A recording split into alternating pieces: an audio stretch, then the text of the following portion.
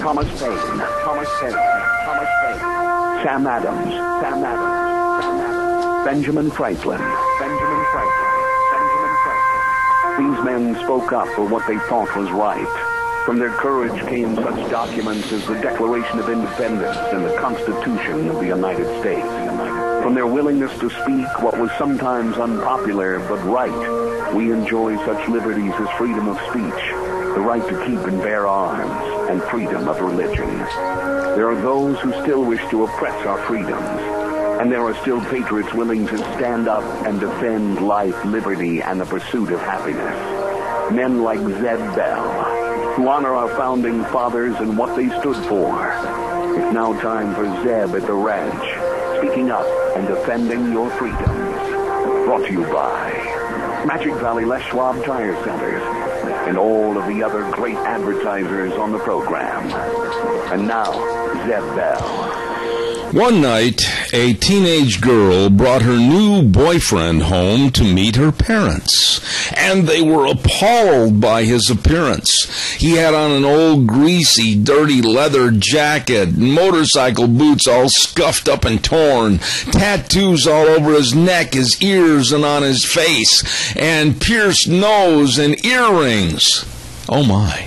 Later, the parents pulled their daughter aside and confessed their concern. "Dear," said the mother diplomatically, "he doesn't seem very nice." "Oh, please, Mom," replied the daughter. "If he wasn't nice, why would he be doing 500 hours of community service?" Good morning, everybody. Here comes Kate Smith, and God bless America, followed by a patriot with our Pledge of Allegiance on a Wednesday. Good morning.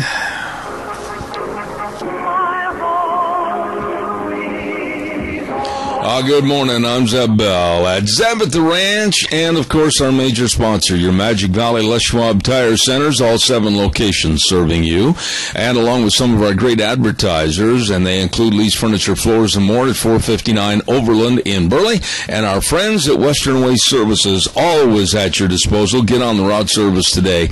Call them at 734-6969. Gina, I'm going to ask you a big favor. I'm having a real hard time hearing anything like Kate Smith. It was really low. If you could boost up the feed to me, I would certainly appreciate it if that's not too inconvenient for you. Oh, I just might break a nail over it, Zeb. Okay. How are you this morning? I'm doing well. It's Wednesday. It's raining. It's, I don't know if it's raining here or not. I can't see if it's still raining or not. It rained earlier. But I appreciate your help, and we'll just roll with the flow. And do we have a pledger? We have Kilt Man on for the pledge and Mr. Michael Rogers on for the weather. Very good. And this man always does a good job. As a matter of fact, he is a spokesman for the great big event coming up in a couple of weeks. Maybe not even that long. It's the great big Iron Kilt Festival on June 28th. Here's Kilt Man. Good morning with the Pledge of Allegiance. Good morning, Zeb. I pledge allegiance to the flag of the United States of America and to the republic for which it stands, one nation, under God, indivisible, with liberty and justice for all. I appreciate it, Kilt Man, and I'll be in touch with you later on today. And if you don't hear from me by noon, give me a call on my cell phone. Great job this morning. Thank you very much. Thank you, sir. All right, God bless. Hey, it's time for the weather forecast, and we're going to find out all we need to know about what Mother Nature is going to be dropping down on us. And it's brought to you by Cheney Flooring and Home Design, 1228 Oakley Avenue in Burley. Look for their blue door. Believe me, Kyle and Whitney Cheney have hit a home run with this business, and they've got all your hardwood laminates, vinyl sheeting, vinyl plank, carpet, cabinets, and natural stone, Oakley stone. They can do all countertops. Oh, my goodness. Free in-house consultation, and they can meet or beat any price on flooring. Right now, here is MichaelRogersWeather.com. Good morning at 6:11 here in Moose Creek, Alaska. It's about 8:11 where you're at. You're talking about the rain. You are so lucky with this storm that just passed through you. Evanston got 9 inches of snow on Interstate 80 yesterday. Rock Springs, Wyoming, they got 7 inches of snow. Billings, Montana, they got about 9. you know, the Mount Harrison and Chesapeake got a little dusting. And the good news for you is that you're going to come out of it.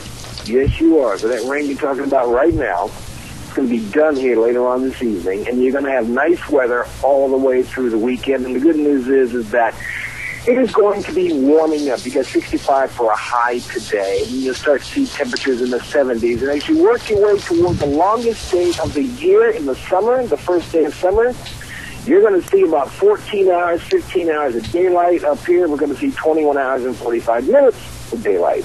There you have it. Enjoy the weather. It is the only weather you've got. Oh, there you go. The world's best weatherman, MichaelRogersWeather.com. Thank you very much. Brought to you by Cheney Flooring and Home Design, 1228 Oakley Avenue in Burley. Look for their blue door. And they always say where your home design needs are aisles apart, not miles apart. They can serve you. Call them 678-6945. Kyle and Whitney Cheney at Cheney Flooring and Home Design, Oakley Avenue in Burley. Really nice people. Calls are welcome and appreciated. 436-2244, 1-866-927-4587. I am going to be making a special plea in just a few minutes, but right now we're going to have a tip of the coffee cup, and here are the people that we're going to have a little slurp and a tip of the coffee cup to this morning. We would like to say a happy belated birthday, and I overlooked her birthday. It was this last weekend, and we say happy birthday belatedly to Joyce Preston. Hello, and happy birthday, Joyce. And happy birthday today to Paul Peterson. And we also want to say good morning and a tip of the coffee cup to Sean Coon. So, Gina, if you would, the tip of the coffee cup to those good folks today. That is so good. There we go. Hey, there is going to be an antique tractor show right there at Valleywide Home and Ranch this weekend. Yes, sirree, Bob, the 20th and 21st. And you, the customers, will have a chance to vote for your favorite tractor. And this is really going to be a neat deal. All those tractors over there and big anniversary sale going on at Valleywide Home and Ranch. Don't forget everything at Valleywide Home and Ranch. For you, the 4-H'ers in your family, all your feed needs, all your dog and kitty cat food, everything, Gallagher Fencing, it's all there. Always is, always will be at Valleywide Home and Ranch, 910 South Oneida in Rupert. Stop in and see these great folks today at Valleywide Home and Ranch. And also, yesterday, we had John Paul from Ramsey Heating and Electric over here doing a little work for us and solved the problem, and we really appreciate it. By the way, air conditioning weather is going to be back here this weekend. It's supposed to get up in the 90s. And make sure that your filter for your air conditioner is clean, and if it's not, you're in trouble. A dirty air conditioning filter will only cause more trouble and not do an efficient job. Well, they've got all the filters you need at Ramsey Heating and Electric at 2600 Overland Avenue in Burley, 678-0459. Remember, they provide warm winters and cool summers at Ramsey Heating and Electric. You stop in and see them today. Well, I'm going to do it. I'm going to call for it right now. I'm fed up with it. I am calling for the impeachment and the removal from office of Barack Hussein Obama because of a dereliction of duty, incompetence, gross negligence, lying, fraud, and crimes against the Constitution. And I dare anyone in the audience to prove me wrong on any one of those charges. I have no trust in his leadership. I think many agree with me. There is no trust in this leadership whatsoever. It is time, it's past time for Obama to leave office. It's time for a purging of this so-called leadership in Washington, D.C. We have a huge mess around the globe. And people that used to support him, people that used to be very vocal about saying, well, now, wait a minute, all this isn't Obama's fault, or they'd say, well, he's doing the best he can. No. People are leaving in droves. This president doesn't seem to get it, what ranks in priority and what ranks in importance. Here we go with Iraq, absolutely in total chaos. And the largest oil refinery is about taken over by the insurgents. This absolutely insidious group, ISIS, is about ready to take it all over, and you know that spells trouble for everyone around the globe as far as oil production and delivery. So where is Obama? He is at a huge $32,000 a plate, let me say that again, $32,000 a plate fundraiser with the publisher of Vogue magazine. And he's got, for tonight and tomorrow, 3 more major fundraisers to go to. So, like Nero, while Rome is burning, Obama is doing nothing but going out and soliciting funds for the party and basically ignoring what needs to be done and taken care of back in Washington, D.C. This man is absolutely nothing but a false front building like in days of the Old West. There's nothing there. There's no character. There's no personality. There's no diligence to get the job done. And like I said, a complete dereliction of duty, incompetence extraordinaire, and gross negligence for what needs to be done. And I dare anybody to call and challenge me that the man is not a liar. The man is a liar. The man lied many, many times in a row. As a matter of fact, I counted 27 when I did my research on this morning in regards to Obamacare. Don't give me this story about, well, it was just a prepared speech and he finally found out that what he was saying was not exactly true. Don't give me that. He's a fraud. Absolutely. He's done so many things that are phony and fraud, and he's a charlatan, and he's committed crimes against our Constitution, the values of our Constitution. But, you know, Dinesh D'Souza, filmmaker, said it the very best.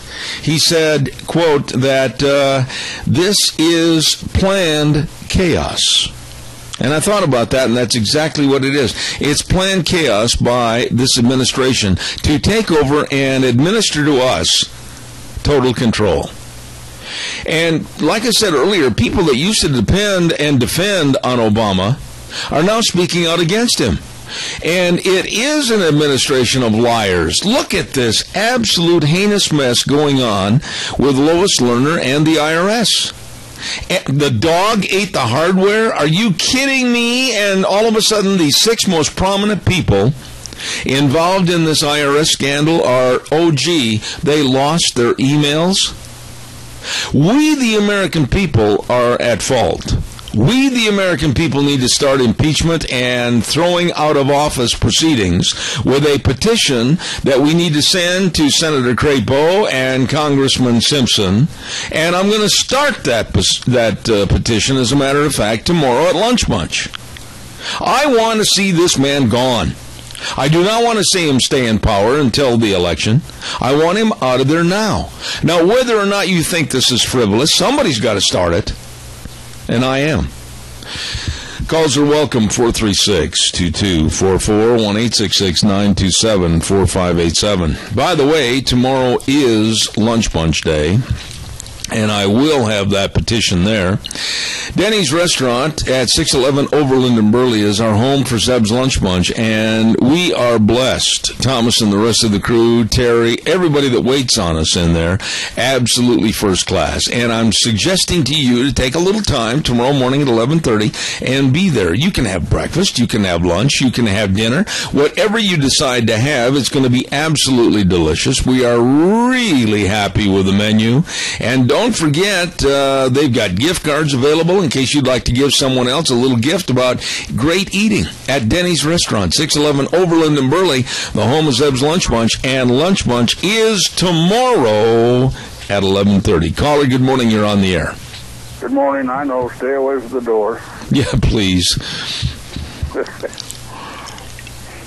You still there? I'm listening to wait to hear what you have to say. Okay. In order to get this stuff done, you've got to have a leader in the House of Representatives. You do not have it. First thing you got to do is get rid of Boehner. Then get somebody with guts to take over and put this thing before the people. And then you can go ahead and make your deals out for the president's impeachment, the firing of that attorney general, the secretary of state, and the Secretary of Defense. You can get them all done if the House of Representatives bring charges and they get rid of Harry Reid. But the thing I'm trying to do, Al, and I don't care if somebody laughs at me for this. I really don't care. I've been laughed at before. The thing I'm trying to do is draw recognition of the fact that people are upset. That's what I'm trying to do through a petition of people that I hope will sign and let everybody know that this president is absolutely worthless. And all the charges that I mentioned, whether it's crimes against the Constitution, dereliction of duty, incompetence, gross negligence, lying, fraud, all of those things, people are realizing, and they need to be vocal and sign on the dotted line. I know it, but you've got people like Harry Reid and Pelosi and all them are fighting with the gosh darn guy doing this, and until you get somebody in the House of Representatives that got the guts to stand up and say that's enough. I wish they had old Newt Gingrich back in there. That's what I wish. Well, Al, the thing I'm trying to do is get people to do something to voice their disapproval of this man. I'm not going to just sit back and do nothing. I realize the chain of command and what has to happen, but by doing nothing, I'm I'm falling into the same category of just being blasé and accepting it. I'm not going to do that. This man is so repugnant. This man is absolutely the worst president ever in the history of the United States, and I want to let him know about it. Well, the only ones that's doing anything about trying to do anything about it is Fox News, and all the rest of these so-called news pundits, they don't know which end of the way is up. There are some rumblings, Al, and I don't mean to correct you, but there are some rumblings of dissatisfaction going on with CBS, which surprised me, and we're going to see how much further they carry the ball, because they have had stories in the last little bit quite uncomplimentary to Obama. Yeah, we've got this crisis going on. We got a sergeant down in Mexico that should be home. That second day he was in there, we got the deal over in Iran with that Abedini. We got all that stuff, and all our president can do is go around, swing a little golf club, chase a little white ball around the court and say, well, peekaboo, here we go again. Yeah, I totally agree. Incompetence, gross negligence, dereliction of duty, lying, fraud. I'm going to say it again, crimes against our Constitution. Thank you, Al. I agree with you 100%. I'll see you tomorrow. Thank you, buddy. Caller, good morning. You're on the air. Thank you for calling in. Talk to me, caller. Is there someone there, Gina? Fred, no, it's Fred, that's you. That's fine. I might not be able to hear. Okay, well, we're going to have to forego the call then, and if he can't hear us. Good morning, you're on the air. Okay, Gina, thank you very much. I want to remind everybody about the Silver State Stampede, the oldest rodeo in Nevada. The Silver State Stampede heading into Elko on July 10, 11, and 12. Oh, this is going to be ripping fun. Deanna and I look forward to that every single year. The big kickoff party on Thursday night, the 10th, and, of course, the Western Trade Show, Tri-Tip Dinner, and the Old West bronc riding contest. Oh, man, that's cowboy bronc riding the way it used to be 100 years ago. And then, of course, on Friday and Saturday night, the PRCA Rodeo with the Ring of Fear and Top Stock from the Barty Rodeo Company and Jeff and Wendy Flitton. Man, I tell you, live music, dancing, everything going on at the 2014 Silver State Stampede at the Elko County Fairgrounds, July 10, 11, and 12. Don't miss the Silver State Stampede. All right, a call coming in. Can you hear me? If so, talk to me. Good morning. What is going on all of a sudden? Can you hear me? Hold on, let me switch phones on Fred. Apparently he's having issues because he's on his cell phone. Okay, Fred, we're talking to you, but we can't hear you, so go ahead, please.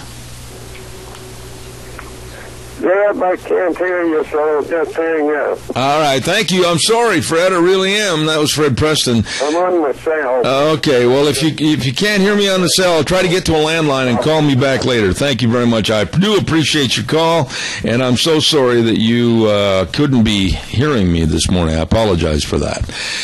Calls are welcome and appreciated. 436-2244, 1-866-927-4587. This is, as I said, the worst run administration that we've ever had in the United States. And I dare, again, anyone out in the audience to contradict me or show me a worse example than Obama, especially when you look at what's happening with this absolutely heinous mess on our border with all these children. I'm going to talk about that in just a minute. Caller, good morning. You're on the air. How are we doing this morning? I'm good, thank you. Go ahead. I think what would be fair is everybody that's getting audited by the IRS for about the next 5 years, everybody should just get together and say, hey, my hard drive ate my records. I can't show you anything. I like that. I like that a lot, and I would stand behind that. You know, I want to ask you something. The IRS, the biggest bunch of thugs and bullies that ever were accumulated in a building, they are lying, they're cheating, and they are absolutely administering to their own drumbeat, and they don't care about the rules, regulations, and laws in this country. They're nothing more than a mafioso, a bunch of punks, and they're putting demands on you and me and the citizenry of this country to do this, thou shalt do that, or we will come after you and take all your property, ruin your life, and possibly put you in jail. And these thugs and punks are getting away with illegalities that should put them in jail. Would you agree? Well, you know what? I think the deal when it comes to the IRS needs to happen just what happened down in Nevada. It's time we need to take a stand. I can't argue that. And it all is part of this administration. You can take 10 different IRS agents and give them the same paperwork, and each 10 will have a different answer. And the problem of it is because it's so complicated for them, they just make up the rules as they go because they don't even understand it. I agree, and I think what you said earlier is absolutely the truth. Oh, gee, I'm sorry about the audit, and I'm sorry about checking on my expenses. I'm sorry about this because the hard drive is gone. I got a brand new poodle. He must have eaten it. I agree with you. Yeah. Thank you very much for your call this morning. Have a good day. Yeah, betcha. God bless you. Can you imagine, though, we as a public are so gullible, they think, that we're not going to stand up and say, oh, come on now, wait a minute. You expect us to believe that Lois Lerner and 6 others with the IRS, oh, oops, all the emails are gone for 2 years. Yeah, right. And believe me, they're not gone. They are not gone. They have to have backup systems, multiple backup systems, and they are there. All they have to do is be retrieved by professionals. And I think Congress should say, okay, we'll send our people in, we'll get them. Thank you very much. Travel Lube Supply with my buddy Jim McCall, 1050 West, 203 South of Heyburn, 438-8730. They deliver the goods. Oh, Jim has got everything. He's got all your bolts, metric and standard. He's got all your oils. He's got all your tools. He can clean your air filters, and you can save money. I want to say that again. Save money. All you have to do is give him a call, 438-8730. Travel Lube Supply. Great people. Really a great business serving you. 1050 West, 203 South of Heyburn, 438-8730. Time now quickly for the Capital Press Ag Minute. Today's Ag Minute brought to you by the Capital Press, the West Ag Weekly. The U.S. Labor Department violated federal law by enacting special procedures for livestock herders under the H-2A guest worker program. According to a federal appeals court, the special rules allowed employers to pay herders monthly salaries plus room and board rather than hourly rates the program requires be paid to other H-2A workers.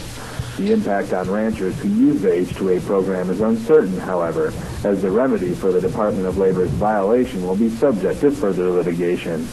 Worker advocates hope for a resolution that will substantially raise wages for herders, while rancher representatives want to minimize disruption to the industry. For the Capital Press Ag Minute, this is Brandon Tenner. For more agriculture news and information, turn to the West Ag Weekly, the Capital Press, and CapitalPress.com. All right, thanks to the Capital Press and all those good folks up there. Great agricultural newspaper, and they really look at the news and are honest in their appraisal. I appreciate that. Calls are welcome, 436-2244, 1-866-927-4587. This border mess with the kids. And last night I was watching a debate, and it was on O'Reilly. And I very seldom agree with O'Reilly and his tactics as far as interviewing guests, but they had Democratic strategist on there, Kirsten Powers. And she made some remarks last night that made my wife and my eyes just kind of roll back in our head like, how dumb can she be? Kirsten Powers last night was the epitome of the dumb blonde complex. Yes, I'm going to say it. She said that whether it's 50,000 or whether it's 100,000 children coming across our borders illegally, we, the United States, should take care of all of them. Now, think about this for just a minute, all you bleeding heart liberals out there. 50 to 100,000 kids, and then she makes the statement, it doesn't make any difference if it's 50,000 landing in Texas or whether it's 100,000 between Texas and Arizona. We should take care of them. We, education, we, medicine, we, housing, we, clothing. And then what about the follow-up? Once they get in place and there's a follow-up to find their moms and dad, aunts and uncles, whatever, who their caretakers are, just welcome them in. And we're looking at a blossoming of not just 50,000, but in multiples of maybe going to 100, 150, 200,000 people here illegally laughing at us, and we're footing the bill. Now, I will never be accused of being unkind to children. I do a lot of service work and a lot of public service work and gratuities to help various organizations. But I draw the line when people in other countries laugh at us and have the audacity to send children on buses, to send children with coyotes that are coming up here to basically deliver them on the border and say, little Johnny and Susie, little Juan, Maria, hey, there you go, that's America, they're going to feed you, they're going to take care of you. I don't like being used. And being used is what it amounts to. For the education, the medicine, the housing, the clothing, we don't know what kind of disease they're bringing in. We don't know about their vaccinations, if any. And all of a sudden, we, not only Arizona and Texas, but it's in multiples of all of us in this country, are held hostage and responsible for these children. And the illegals are laughing at us. And for someone like Kirsten Powers, Democratic strategist, to say, well, I think it's a shame on this country for not sitting there and saying, well, we'll take them all. We'll take as many children as you want to send us. At whose expense and hardship? I know that right now on the border, and I've talked to people down there, they are tearing their hair out, the Border Patrol, trying to figure out how they're going to take care of these children in a very humane fashion, where they're going to get the food, where they're going to get the clothing, where they're going to get the toys, where they're going to get the housing. Same in Texas. And Governor Jan Brewer has every right to walk up to Obama and stick her finger in his face like she did one time at the Phoenix airport about 2 years ago and demand that he start acting like a president. That'd be a first. But, you know, we've got to demand right now that this man leave. He's not competent to be president. Your thoughts, give me a call, 436-2244, 1-866-927-4587. And these bleeding heart liberals like the Times News and everything else that just absolutely denigrating anybody of conservative values, get your head out of the sand and wake up and smell the coffee as to what's really going on in the world. My goodness.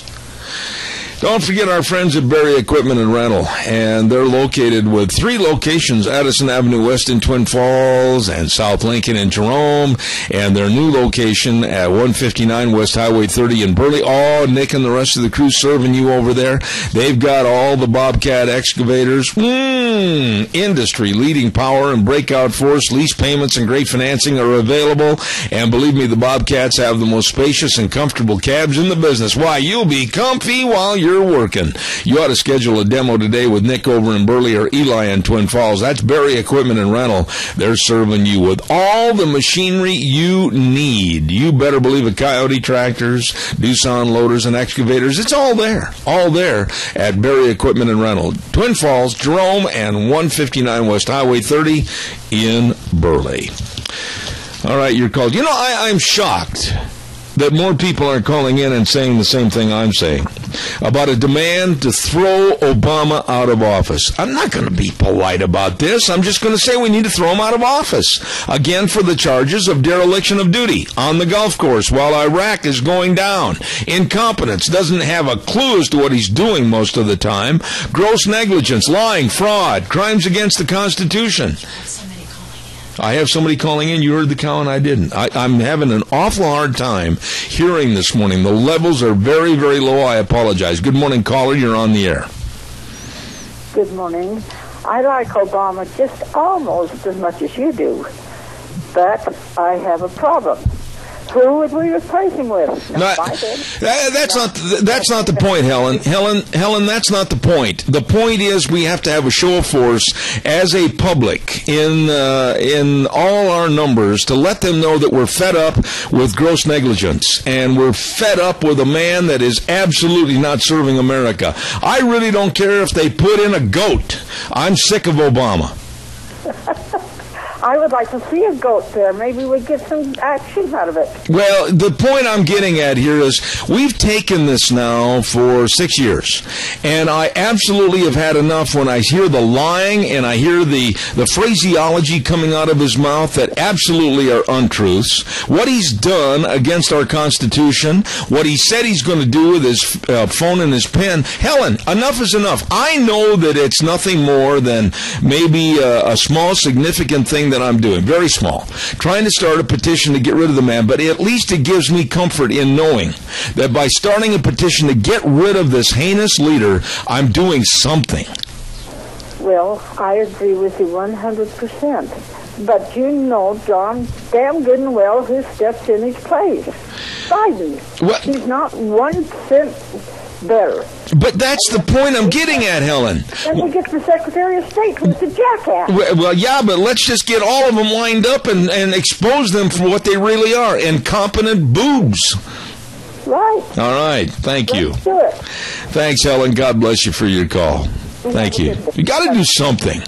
And another situation I want to talk about in just a minute is Benghazi. And I'm going to talk about this. It's such a phony deal catching one of the Benghazi killers. I was listening last night to some of these man-on-the-street interviews. And some of these people that haven't got the common sense that God gave an angleworm sit there and they go, oh, Obama, he's great. He finally caught one of the killers. Finally caught one of the killers. The guy they caught. The guy that they caught has been interviewed on network news. They knew where he lived from the get-go. They finally arrested him. Ay. Hey, don't forget Four Paws Bed and Bath, 370 West 200 south of Rupert, and they have some special service for senior citizens. I think this is really nice, and you ought to call Kathy over at Four Paws and say thank you.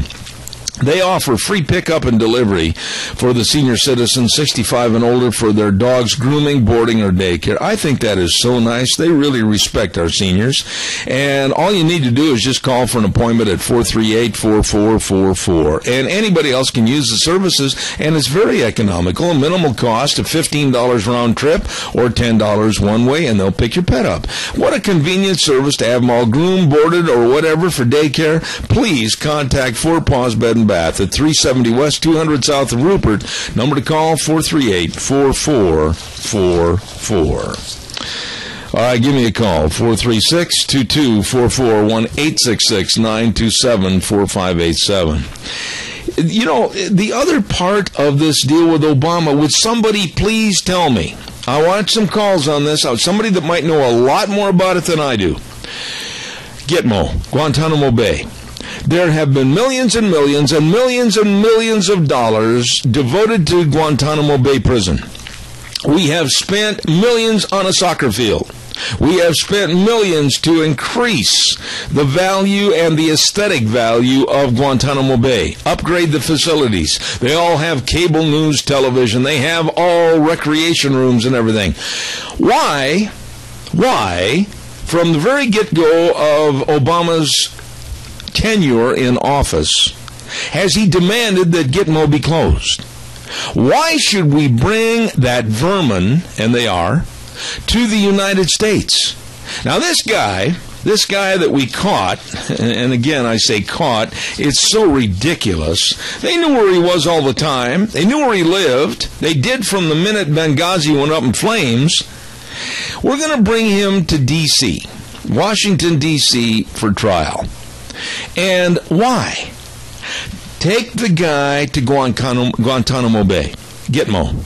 Do all the trial proceedings down there. I don't want him here in this country. Why, Zeb? Well, gee, why give a favored target status to the bad guys, the vermin that are out there? They've got him in Washington, D.C. We'll come to the rescue and we'll bomb Washington, D.C. We'll bomb New York City. Why bring him here? And why risk the safety and sanity of our society here in the United States? Actually, I wish they'd take him into the outermost regions of some desert. Try him and fry him. But I do not understand why we're going to bring him to the United States, Washington, D.C. in particular, and give him Miranda rights, give him and afford him the rights of our citizens here. I have no time for these people. If he is one of the killers, like I said, try him and fry him. Calls are welcome, 436-2244, 1-866-927-4587. I just am absolutely astounded that all the things that are going on with this scandalous administration, that more people aren't standing up and saying, give me that petition, I'll sign, even though it's just kind of basically not going to do anything other than just be lip service or paper service, if you will.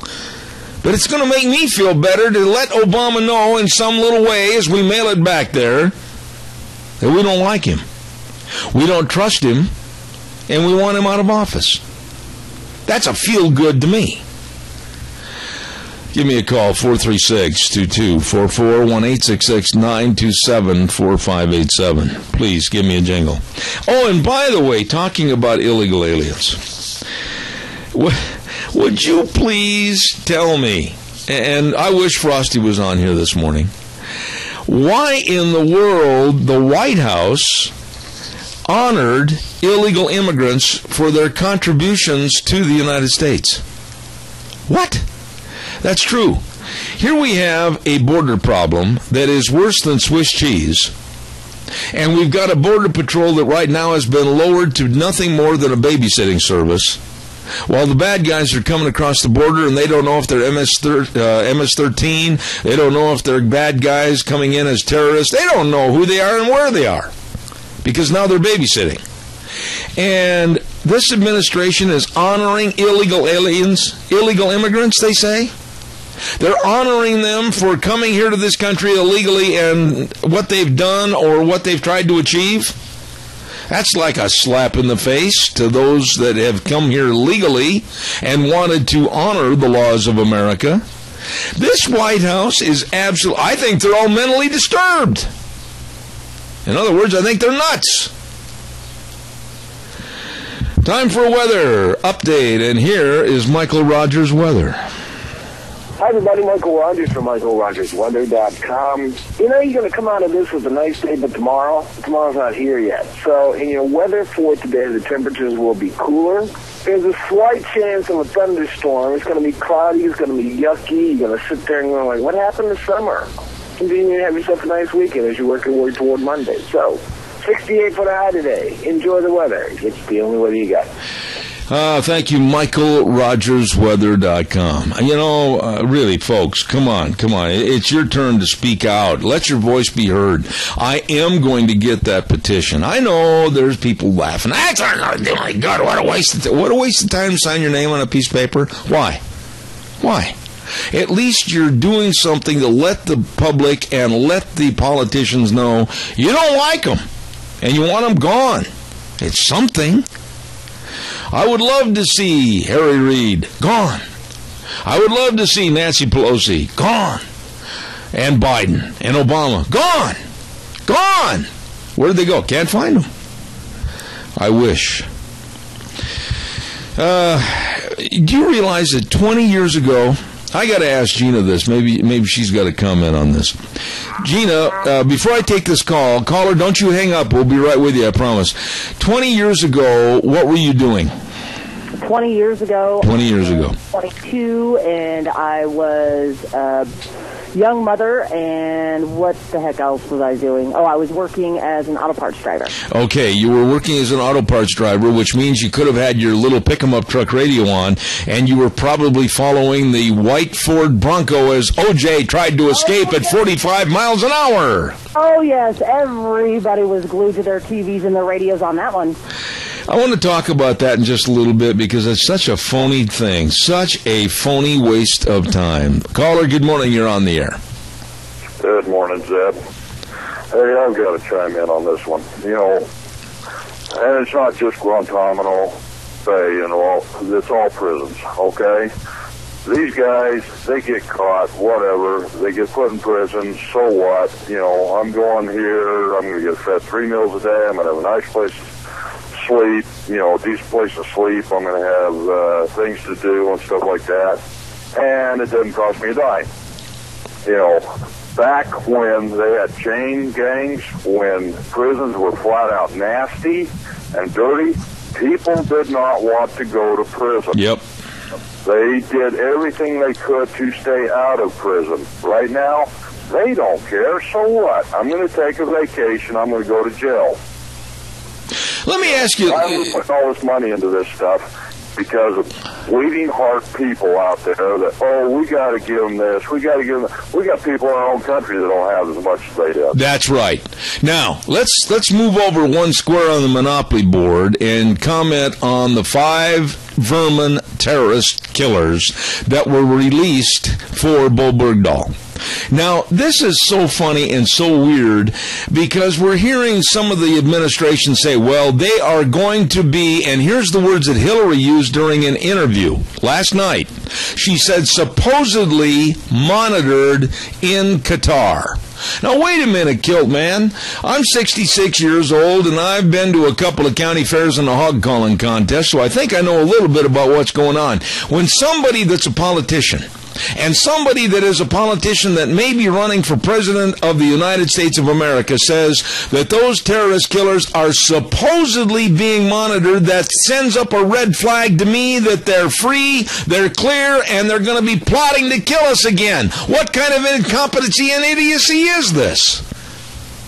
Well, that's the thing is, this, in my mind, this is all a planned deal. I mean, to catch this guy after all this time, guess what? Hillary's book came out the same day, okay? And she's been talking about her book and all this information in her book. And it just happened to come out the same time as this guy gets caught. And I'm sorry, it's not just one guy. There were hundreds of people. You caught one, so what? If you got them all, that's something else. You know, right now, and there's going to be people out in the audience that are going to have their eyebrows raised, and they're going to go, oh, that's terrible. But here's the deal. Supposedly we have drones that can home in on anybody, any building, any group, and bingo, bango, they're gone. Honestly, the trade's been made. These guys are proven killers and terrorists. Take them out. Well, that's just it. This should have been under the guidelines of the military. This is a military prisoner. These guys have done atrocities against mankind, against their own people as well as our people. Why haven't these guys just been put up against the wall and shot? Absolutely. Kilt man, I appreciate your call. God bless you, man. Thanks so much. You too. Bye. I'm not going to mince words anymore. This political correctness is absolutely nothing more than doo-doo in the horse corral. I'm not going to stand for it. We've got a terrible administration. We have an absolutely pathetic president, and we're going to call it like it is. Good morning, caller. You're on the air. Talk to me, caller. Good morning. Yes, go ahead, quickly. If you get that petition drawn up to get rid of Obama and his tribe, then I want to be first in line to sign it. I'll make sure you're the first one tomorrow at lunch bunch. Yeah. All right? See ya. All right. Thanks, Dale. God bless you, man. Thanks so much. I will have it drawn up. I'll have my lovely bride type it up right after this program. We got to do something. We've got to show our displeasure somehow. This is ridiculous. When you look at Benghazi, you look at what happened with Fast and Furious, you look at the IRS scandals, you look at the NSA spying and knowing everything about our lives. We're going to watch you. Oh, Mr. Bell, we're going to watch you. All this going on, and then the mess that we're in right now with Iraq, and a president that goes to fundraisers for $32,000 a plate, smiles his big toothy grin, and tells America everything is okay. Wow. Good morning, caller. You're on the air. Yes, good morning, Zeb. Getting back to this horde of people that are coming in across the border, too many people don't realize that these people are being used as a weapon to break the economy of our country, one state at a time. Now, the Border Patrol has lost control over the border. There's nothing they can do about that because the drug cartels are in charge. And then you've got these people from the terrorist movement coming in through the border, and they're probably going right into these training camps that we've got set up right now. The most dangerous man in this country is Barack Obama. I cannot argue that point. I absolutely distrust this man, dislike this man, and everything he stands for. And his ideology, I think, is bringing down the concepts and values of America. And I couldn't agree with you more, Tony. Thank you so much. You're welcome. Bye. God bless you. Thank you. You know what I'd like to see? And there'll be those out in the audience that go, oh, man, you really jumped off the diving board in the shallow end and hit your head. No, I would like to see a certain individual named as the head of Homeland Security, and I'll guarantee you we would see a change right now. He wouldn't make it. This administration would find some way in 24 hours to get rid of him, but I'd like to name Sheriff Joe Arpaio of Maricopa County the head of Homeland Security. Would that be fun watching? The terrorists, the gang members, the drug culture, all the illegals, everybody would be put on notice. Hey, we got a new man in town, and he don't like us very much, if at all. That would be, I think, the most fantastic choice to put in power Joe Arpaio. Joe is not a happy camper. Joe thinks what's happening down on the borders right now is absolutely a heinous crime against America. And he's right. He's right. What the Obama administration is doing down on our borders is a crime against America. And by the way, let me ask you a question. I got to thinking about this the other day. If the illegals are coming into this country illegally, they're illegal, and they've broken the law. Very simplistic way of saying it. So the government, with Obama, loading them on airplanes or buses and taking them to another site, i.e. Arizona, Phoenix, etc., in our country, aren't they compounding the breaking of the law by transporting illegals like a coyote does? And shouldn't the government, the pilot, and Obama all be arrested? Yeah. Yeah. That's a good idea. Obama in handcuffs. Things are starting to brighten up. Don't forget your Magic Valley Les Schwab Tire Centers, all 7 locations, and with the best of tires. Oh, I'm going to get letters and calls. I know I am. I look forward to the kooks and crackpots out there. Anyway, don't forget your Magic Valley Les Schwab Tire Centers, all 7 locations with easy credit plans available for you with the best in tires, all the different tread designs for the type of driving that you do with your car, your pickup, your SUV, horse trailer, boat trailer, whatever. And don't forget, too, that they've got the very, very best in brake service. I mean, my goodness, why waste your time worrying about stopping? They'll make sure that when you say, whoa, it's going to stop. They are good. And they got the best in front end alignment, shocks and struts, batteries, custom wheels. Oh, yeah, dress it up. Dress it up with custom wheels. You're going to love working with Lane and Rupert, Dave on Blue Lakes and Twin, Mike and Buell, Mike and Jerome, the Twist family in Paul, John on Pole Line in Twin Falls, and Randy on Overland and Burley. Your Magic Valley Les Schwab Tire Centers. The best.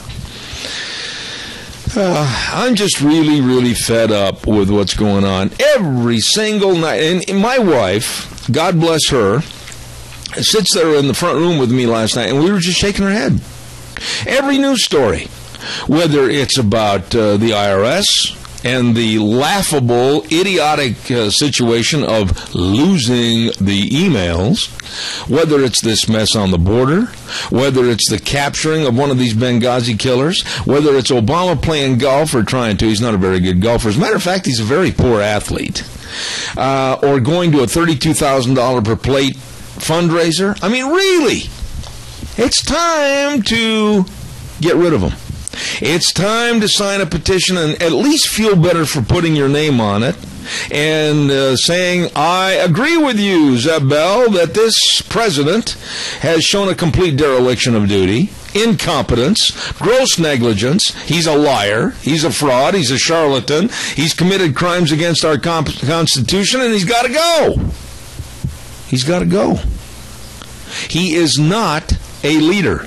He is not a president that we can be proud of. And I dare one Democrat out in the audience, and there's some that are listening just cringing and biting down on their teeth. They want to just hear what I'm going to say. They won't call in. They haven't got any backbone to call me and argue the points that we brought out this morning. This is Obama's fault, what's going on right now, not George Bush's. This is Obama's fault. It's high time he took the responsibility. Okay, we're going to take a little break and be back in 6. Don't go away. We'll see you right after the news.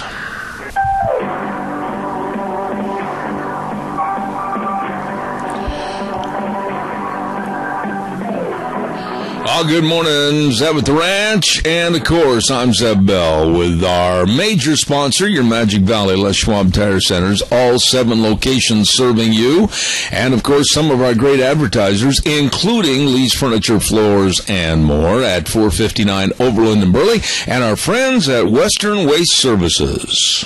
From the canyons of the Snake River and all across southern Idaho, we're all in the Georgia Silver.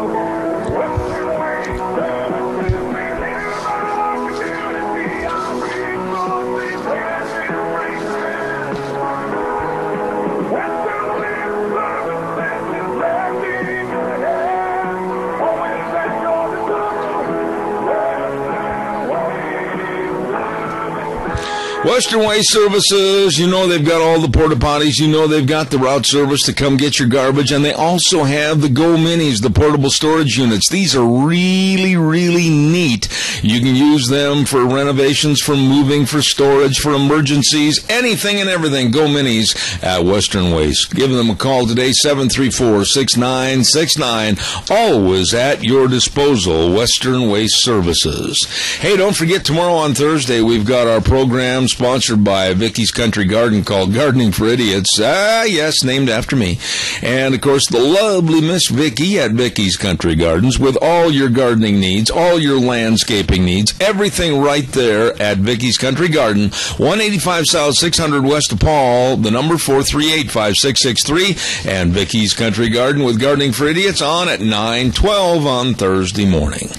Also, thank you very much, Joel Heward, owner-manager of Hanson Mortuary, 710 6th Street in Rupert. You know, I talk about these folks every day, and believe me, they honestly believe that every life is worth remembering, and they want to meet your expectations of service and exceed those expectations. Always with the highest ethical standards with unquestioned integrity. Hanson Mortuary, 710 6th Street in Rupert. Number to call, 436-5636. Again, 436-5636. Hanson Mortuary, serving you. Let's go to the phone lines right now, and I have never had this young man on my program. I'm looking forward to it. We have the policy analyst for the Manhattan Institute, Mr. Jared Meyer. Good morning, Jared. How are you? Good. How are you doing this morning? I am great. I'm going to put you on the spot here a little bit and have you toot your own horn a little bit. I understand that you're the policy analyst with the Manhattan Institute. What does that mean, and what is the Manhattan Institute? Tell everybody. Well, the Manhattan Institute is a conservative think tank that works to promote free market ideas that lead to human flourishing. So we promote things that work towards individual liberty and personal responsibility. And as a policy analyst, I work on different topics, specifically regulations and how they affect energy policy, and try to explain it, why we have these regulations, what their economic effects are, and how we can grow the economy. The specific center I work at is called Economics 21, and we work on major national issues that affect economic growth. I think I'm going to have you back many more times. You're going to fit right into the grand scheme of things on this program. Jared, you wrote a piece that I have right here in front of me called Putting Out Market Fires with North American Oil. Let me state a little bit of my case on my feelings about Obama's administration, and then I want you to jump in and give us the parameters of what you think is going to happen over in Iraq. First and foremost, I absolutely abhor this man's ideology on green energy.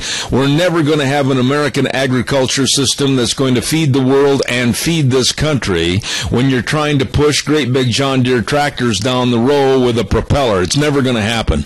We need energy, and we've got plenty of it under our feet. But this administration is so backward, so absolutely brain dead when it comes to knowing and using what God has given us as the richest, most blessed country in the world, and we're dependent upon camel jockeys over in the Middle East, and therein lies the problem. This deal with Iraq and the takeover of their oil fields and refineries by these insurgents, we are going to be paying through the nose at the pumps, and right now our economy can't stand it. There's a rough synopsis. Jared Meyer, it's your turn.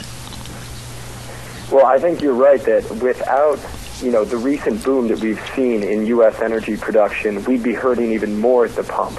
I mean, I spoke with Ben Montalbano, who works over at Energy Policy Research Foundation, and he told me oil prices would likely be $20 to $40 a barrel higher than they are now if the U.S. hasn't been in, the midst of this energy renaissance.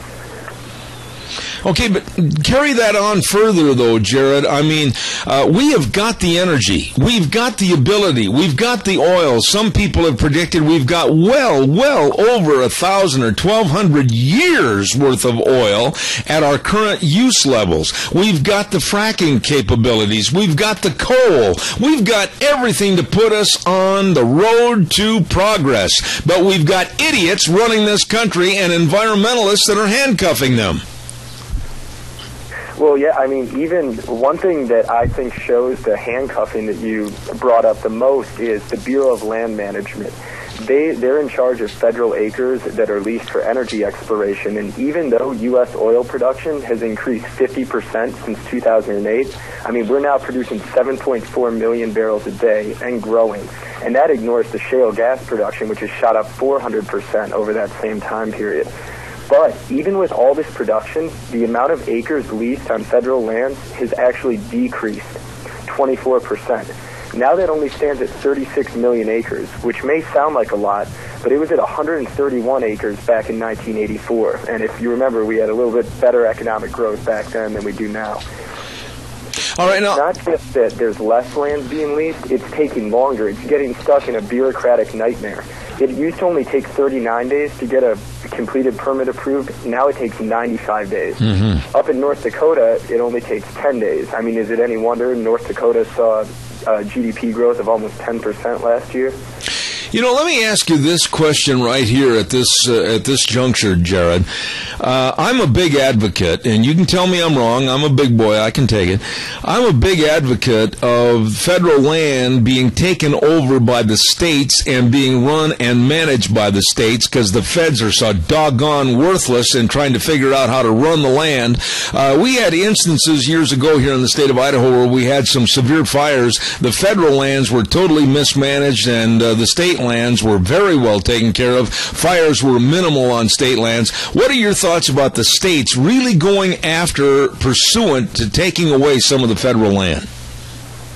Well, I think especially in the western and mountain states, I mean, Idaho, they should do that, absolutely. That would allow the states to better manage, they understand their resources that lie below their feet much better than some bureaucrat off in Washington does.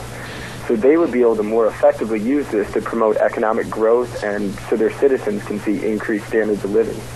Okay, but now where are we, in your opinion, with the title of your piece called Putting Out Market Fires with North American Oil? We have quite a substantial amount of oil production on private land. We have all the fracking. We have all the natural gas. We have all the coal. And yet we're being subservient to Obama's idiocy of solar and wind power, which is not going to be light switch turn on for at least 50 years if we're forced into putting all of our tax dollars behind it. What are your thoughts? What's going to happen here? Are we going to live in a cave and burn buffalo dung? Well, I mean, hopefully it doesn't come to that, but as you brought up with solar and wind power, they just simply cannot support, regular energy use. The grid needs some consistent, reliable, affordable power that coal and natural gas can provide. So when you're looking at, solar and energy use at night, it's not going to do any good. Instead, you actually have to ramp up production at coal plants to make up for how solar power can't be produced during the night, which increases greenhouse gas emissions if that's what you're worried about. So they serve purposes, but they're never going to be able to support the grid. You're absolutely right that we need a strong hydrocarbon energy mix. What are your thoughts, Jared, when you study this situation in the Middle East? And you probably know 10 times more about logistics, about politics, and about what kind of an Armageddon-like situation it's boiling into. We've got Syria, we've got Iran, we've got Iraq, we've got Pakistan, Afghanistan, we've got all these countries that they're worthless without the exportation of oil. It's their only commodity. What are we going to do to try to calm this thing down a little bit? Well, what's amazing is what the U.S. production has already done. I mean, you've listed off a lot of the problems that have went on in the Middle East. I mean, we have, strong sanctions against Iran. We've had the civil war in Libya, which has effectively, shut down their oil production, and now the new situation in Iraq. But what's amazing is even though prices have been high as of late at the pump, they've been remarkably consistent. So we've had a very stable prices. There's been low volatility, and that's 100% because of the North American oil production. Without the increase we've had, we would be subject to, higher gas prices and really volatile prices that make it harder for consumers and businesses to plan ahead. So we should continue this rather than trying to stymie the progress. No. And one way, I think, the easiest way to do this would just be approving Keystone XL. You just took the words out of my mouth. I was going to ask you, this president has been dragging his size 12D loafers in the sand. He has not signed it. He's absolutely capitulated to do anything. And that's why I said earlier this morning I'd like to call him on impeachment for dereliction of duty and incompetence. Will this administration finally pick up a pen and a phone and approve Keystone? What's your opinion? We're really not going to know until after the midterm elections, but, I mean, just looking at the facts, there's no reason for this to continue on any longer. The delay's already been 5 years and 9 months. In that time, the entire Keystone XL pipeline could have been built 3 times. And, I mean, if you're not a fan of pipelines, you could have watched the anti-fracking movie Gasland 30,000 times. This makes no sense because the State Department has even found that approving it would not lead to an increase in global emissions. And continuing to delay approval actually hurts public safety because this oil is going to reach market one way or another. And right now, too much oil is being forced in transportation by train, which is much more dangerous and environmentally hazardous than shipping by pipeline. Okay, we've got a caller with a question, and I've got a whole bunch of questions to ask you after this. Caller, go ahead, please. Yes, sir. Are we gaining on, changing the thought process about environmentalism and getting back to some practical thinking about, using our own oil and realizing that the highest percentage of oil and natural gas and coal is what is literally running this country? Are we losing the battle on environmentalism, or are we gaining on it? Do we have any leaders that are going to stand up and lead and maybe articulate the message so that we can start to win on this? And I'll hang up. All right, good call, good question. Go ahead, Jared, respond.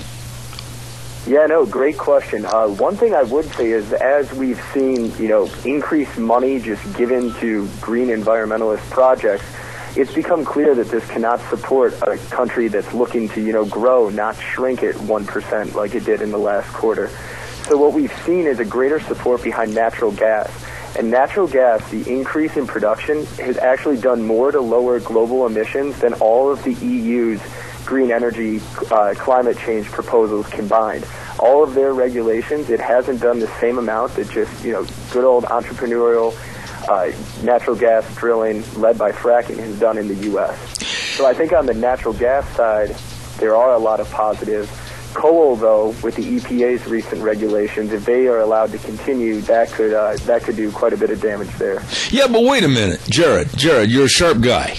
Why in the world are we, as an American public, putting up with this garbage, this nonsense of accepting the EPA and their edicts? They're not Congress appointed. They're not anything. We could really just go in there and say, boys, get out of Dodge City. We don't want you anymore. Why are we not exercising, we the people of our Constitution, and throwing these bums out of office? Well, once a bureaucracy gets as large as the EPA, there's a lot of entrenched interests that are built into keeping them operating in the same mode that they've been going on. So it's going to take a lot of public pressure. I can feel it. I mean, people who have been affected by the EPA's rulings, they're starting to get angry, and hopefully they're going to be able to use their political voice to try to influence some change, because the EPA has been granted too much authority that it can act outside of congressional approval. The situation over in Iraq, Jared, and you studied this, your piece that you wrote was excellent.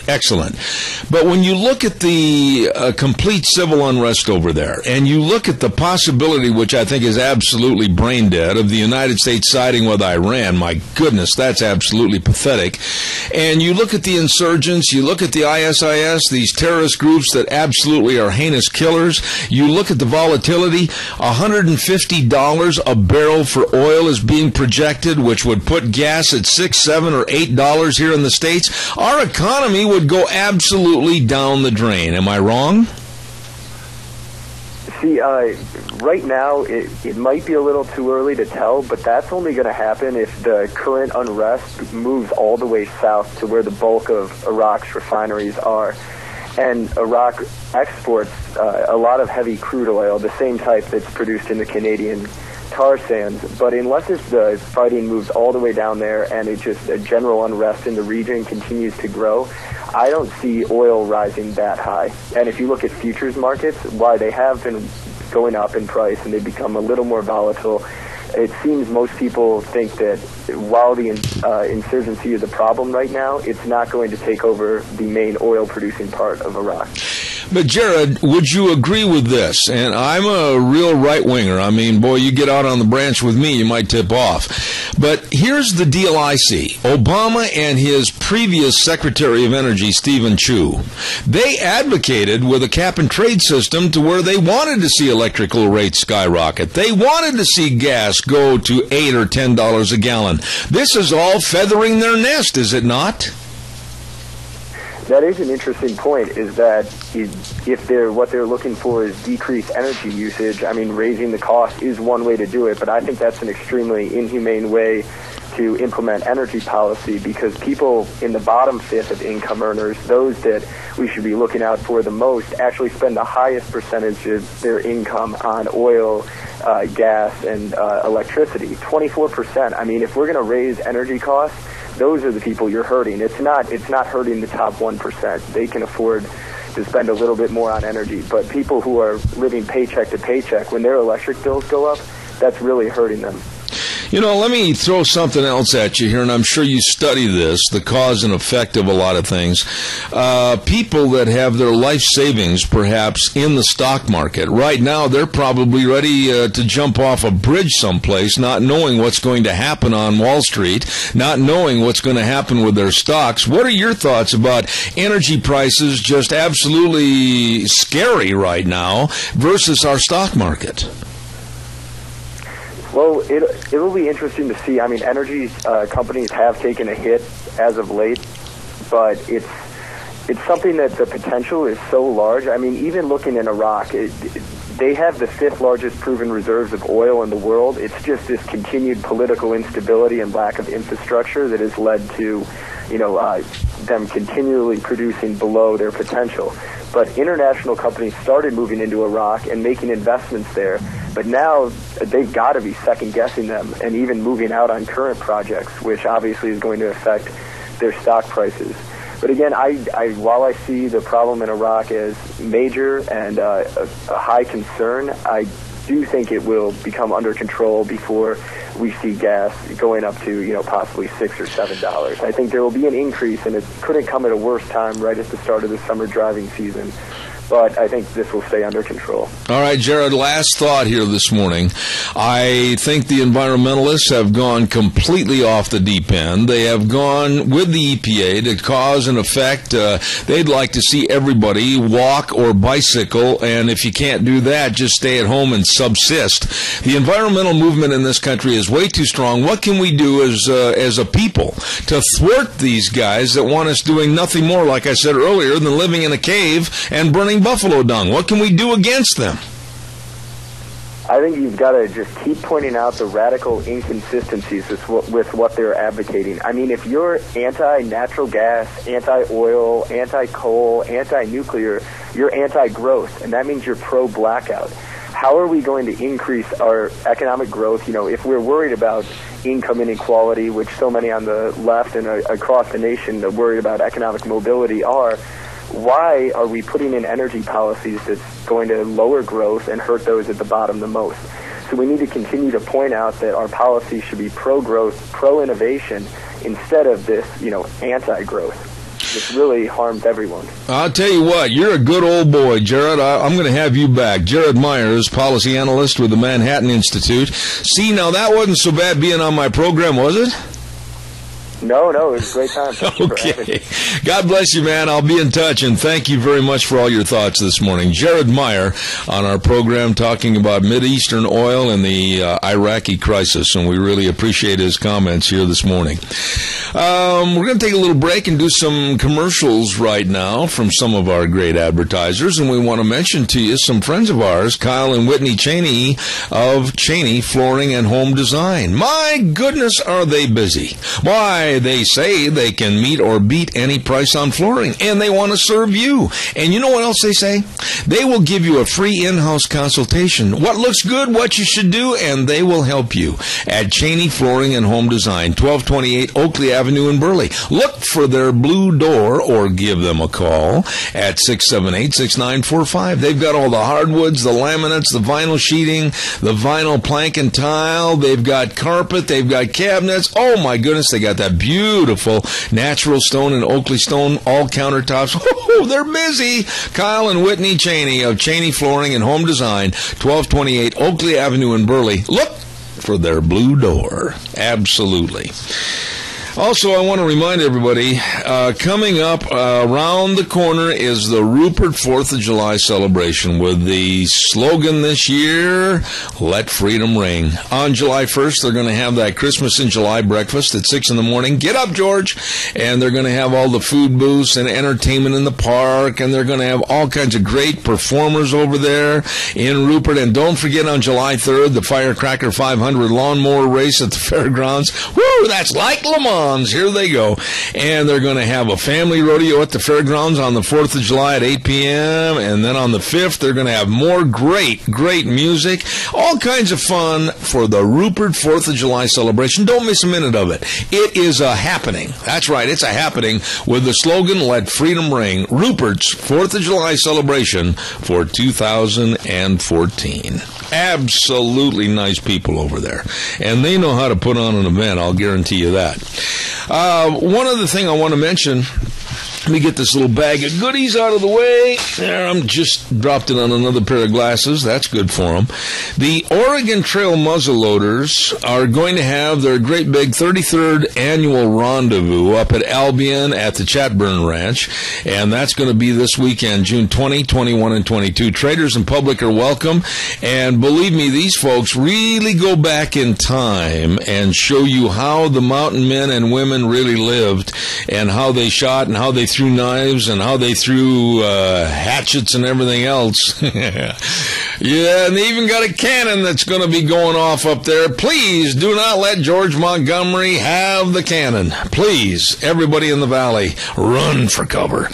Oregon Trail Muzzleloaders 33rd Annual Rendezvous this coming weekend up at the Chatburn Ranch up by Albion. It is going to be fantastic. By the way, something else that's fantastic is an ATV. To get up in the hills, get away from everything. Just get on an ATV, get your wife one, or get one of those side-by-sides, and just get lost. Get lost. Oh, my. Let's ride. Highway 24 between Rupert and Burley. They've got their summer hours open Monday through Saturday, 9 to 9. 9 to 6. I inverted the 6. That's 9 to 6. Scared Nick half to death. And they've got the Can-Am side-by-sides. Really great deals, rebates, and great financing. And they got dirt bikes, and they got 0% financing for 5 years. But I want to tell you, they've got a service department. Yes, sir, Brad, and the rest of the crew out there. These are good people. Good people. Knowledgeable people, the best you'll find. They know how to work on your equipment. So be sure and contact them today. Let's ride. Highway 24 between Rupert and Burley. It is where the fun is sold. Now, I'm going to get into a segment here that I absolutely have no knowledge of whatsoever. Nothing. Nada. And we have a lovely lady on the phone. Her name is Alpha Mailer, and she is going to be talking about button, who's got the button at a button convention. Alpha, good morning. What's going on with you today? Good morning, Mr. Bell. Well, things are going great here. Well, wonderful. Now, what in the world is going on with all these buttons? Clue me in. I haven't got an education in buttons. I'd be glad to. Idaho has a state button society, as well as National Button Society, and National has been in existence since about 1947, and Idaho has been a society since about 1976, 78, long in there somewhere, and we collect and preserve vintage as well as modern buttons. We're very enthusiastic. We're not as large an organization as dolls or stamps or coin collectors, but we have our place, and we enjoy the hobby and being with other people who share our hobby. Okay. Each year we meet at a different location throughout Idaho to have our convention. And this year, it's in Twin Falls at the Lighthouse Christian Center. And I want to invite the public to attend the showing from 12 noon until 4 o'clock on Saturday. Okay. All of the buttons that have been brought to the convention for judging and awards will be on display.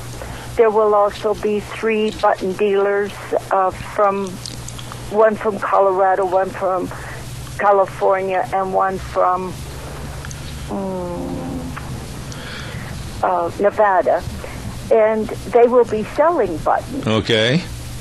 Well, now... And it's just a wonderful experience to see and learn about buttons. All right, now I've got to ask a whole bunch of questions here, Alpha. Now, I'm wearing a button shirt, and it's got kind of a gray and white button on it and everything, button-down collar. What makes buttons so interesting? I mean, good heavens, a button's a button, isn't it? Oh, no, not at all, Zeb. A button can just tell you many things. It can tell you what the material is made of, who the wearer of that button was intended for. If it's 4-hole, it's usually intended for a man's shirt. If it's 2-hole, it was usually intended for a woman's blouse. If it has military insignia on it, it was for a soldier's uniform. The button can tell you its age and who the maker was, and just lots of things. Well, let me ask you, how far do buttons go back in our society? I mean, did a caveman sit around with oog and org on a Saturday afternoon and say, hey, we got to develop some buttons to keep these bear hides on us? I mean, where's the origination of buttons?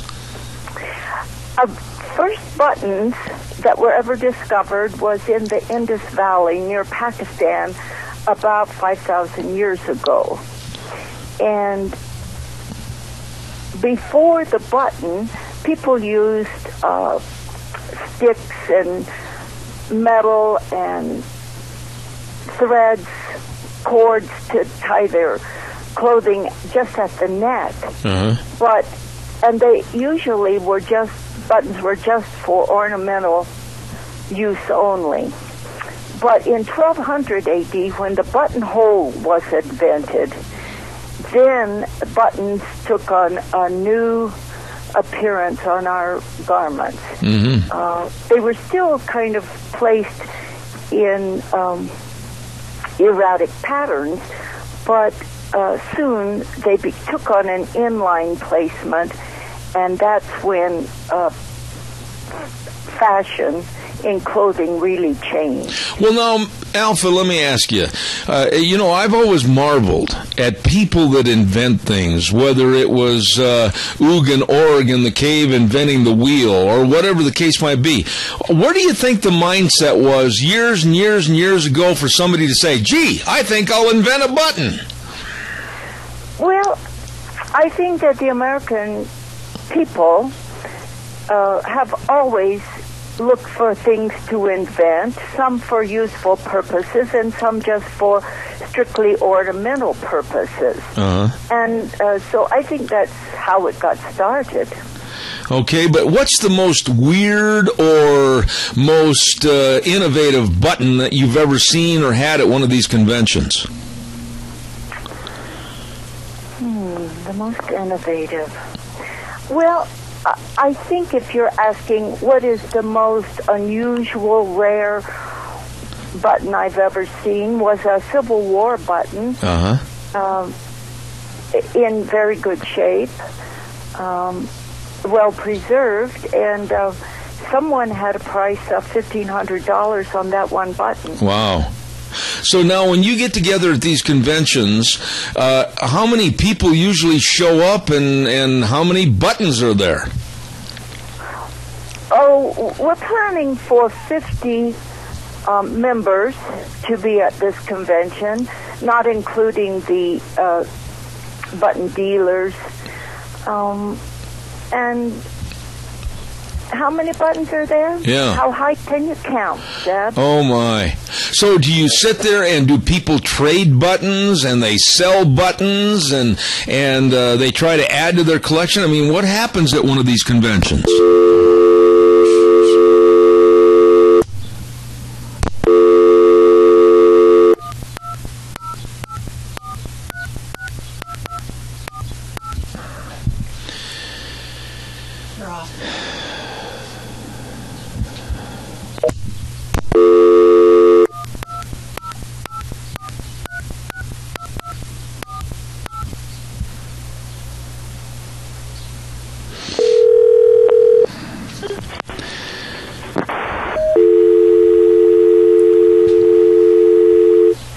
Am I back, Gina?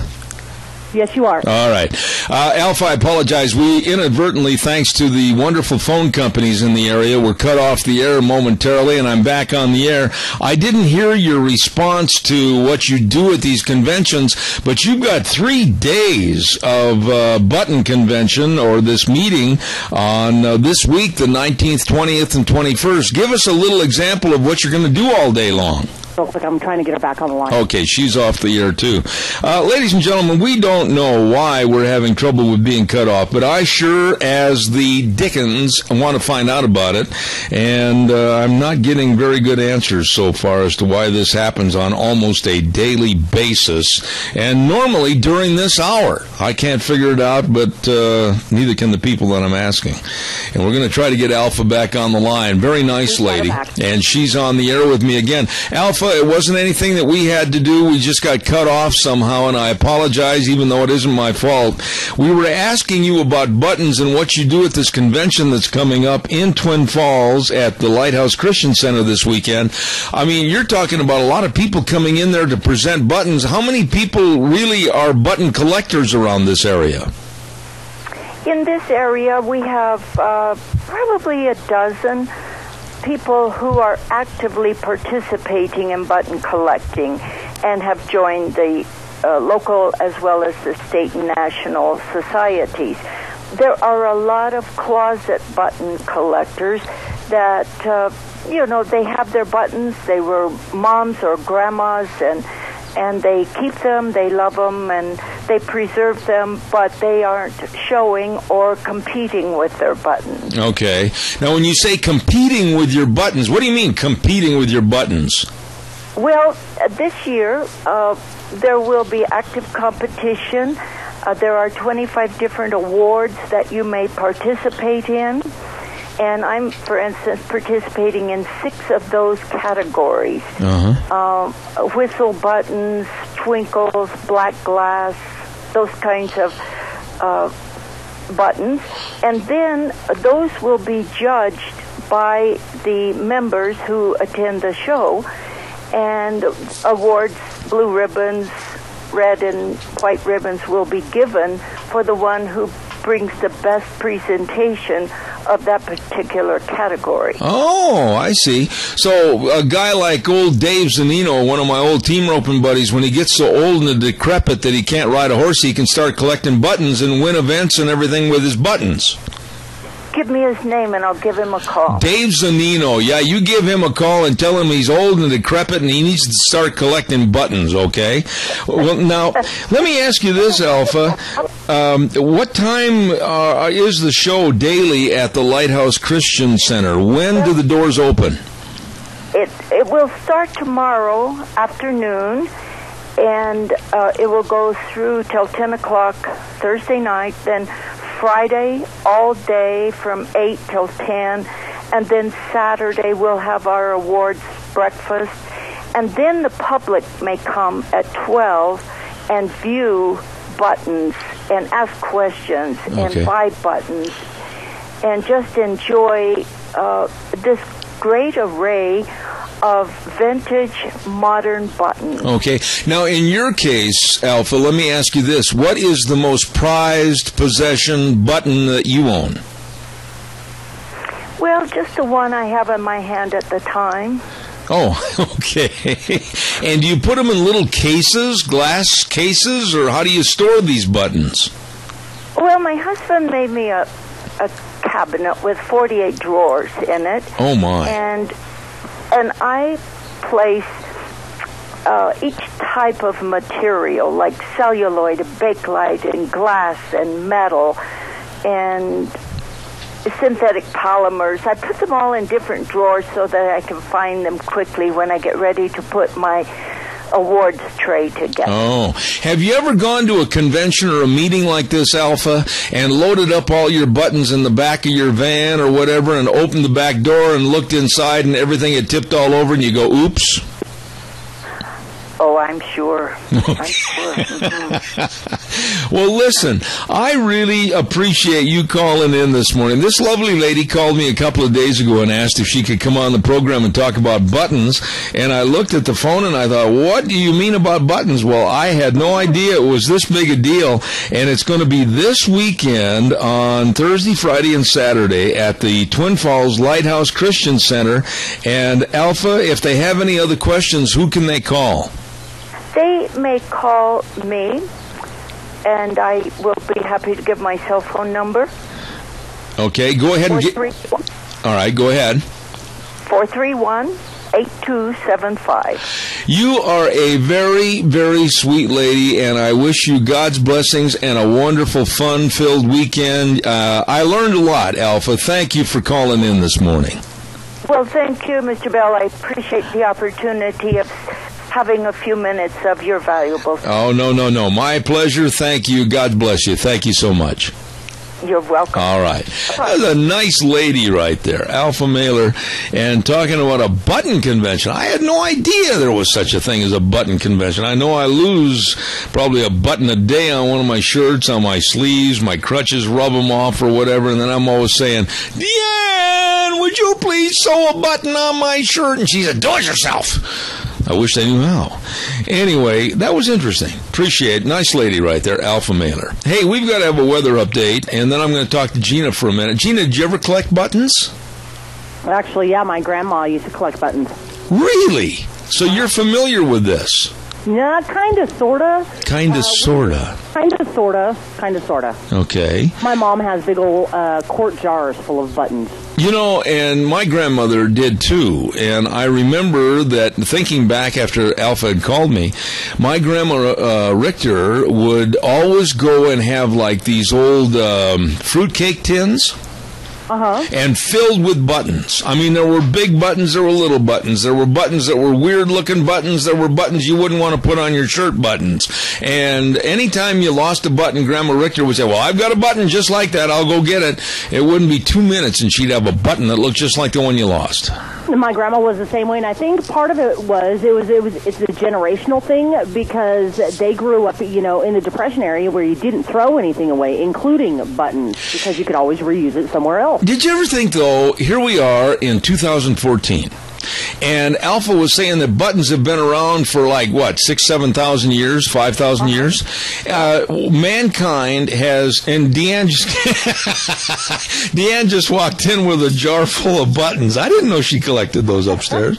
Okay, sweetheart, let me ask you a question. If you've got a jar full of buttons, why then do I have to get down on bended knee and beg that you replace the ones on my shirts? I wonder, she says. Anyway, that's not all she said either, by the way. No, I know exactly. Yeah. Telling you you're number one in a special way. Yeah, I had no idea that I still ranked number one on her hit parade. But anyway, why, after 5,000 years, you would think that there'd be some new innovative idea so that we wouldn't need buttons?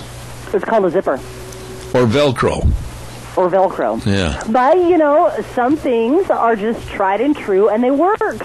And buttons were a fabulous invention by whoever it was that invented it way back in the caveman days. But they've got away from buttons. I don't think, now correct me if I'm wrong, but I don't think any jean companies still use or make or process a button fly, do they, for men's jeans? Levi's 501. They do? Oh, yeah. Huh. I thought that was... And honestly, I love the 501s because they have the button fly. And, you know, of course, a lot of just regular jeans, you have the zipper and then you have the button on the top.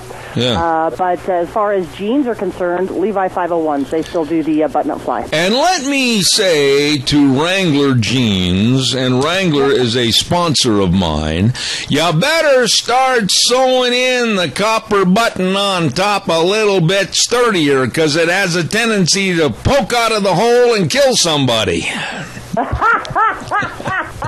Popping buttons, are we? Well, you know, when one leaves those Wranglers in the closet, they have a tendency to shrink when you don't wear them for a long time and are eating food that possibly causes the mid-tummy to get a little larger. And if they're going to anchor their pants around your middle with one of those copper buttons, they better start sewing that puppy in there a little stouter.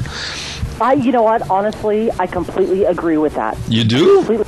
Well, yeah, because I have some pairs of pants where the button on the top isn't fastened in there good enough. No. So the time I end up losing the top part of the button, so I can't even button my pants. They put that little, it's kind of like, I hate to say a button, I guess it is a button, but it's kind of got a bottom on it. From it, yes. Yeah.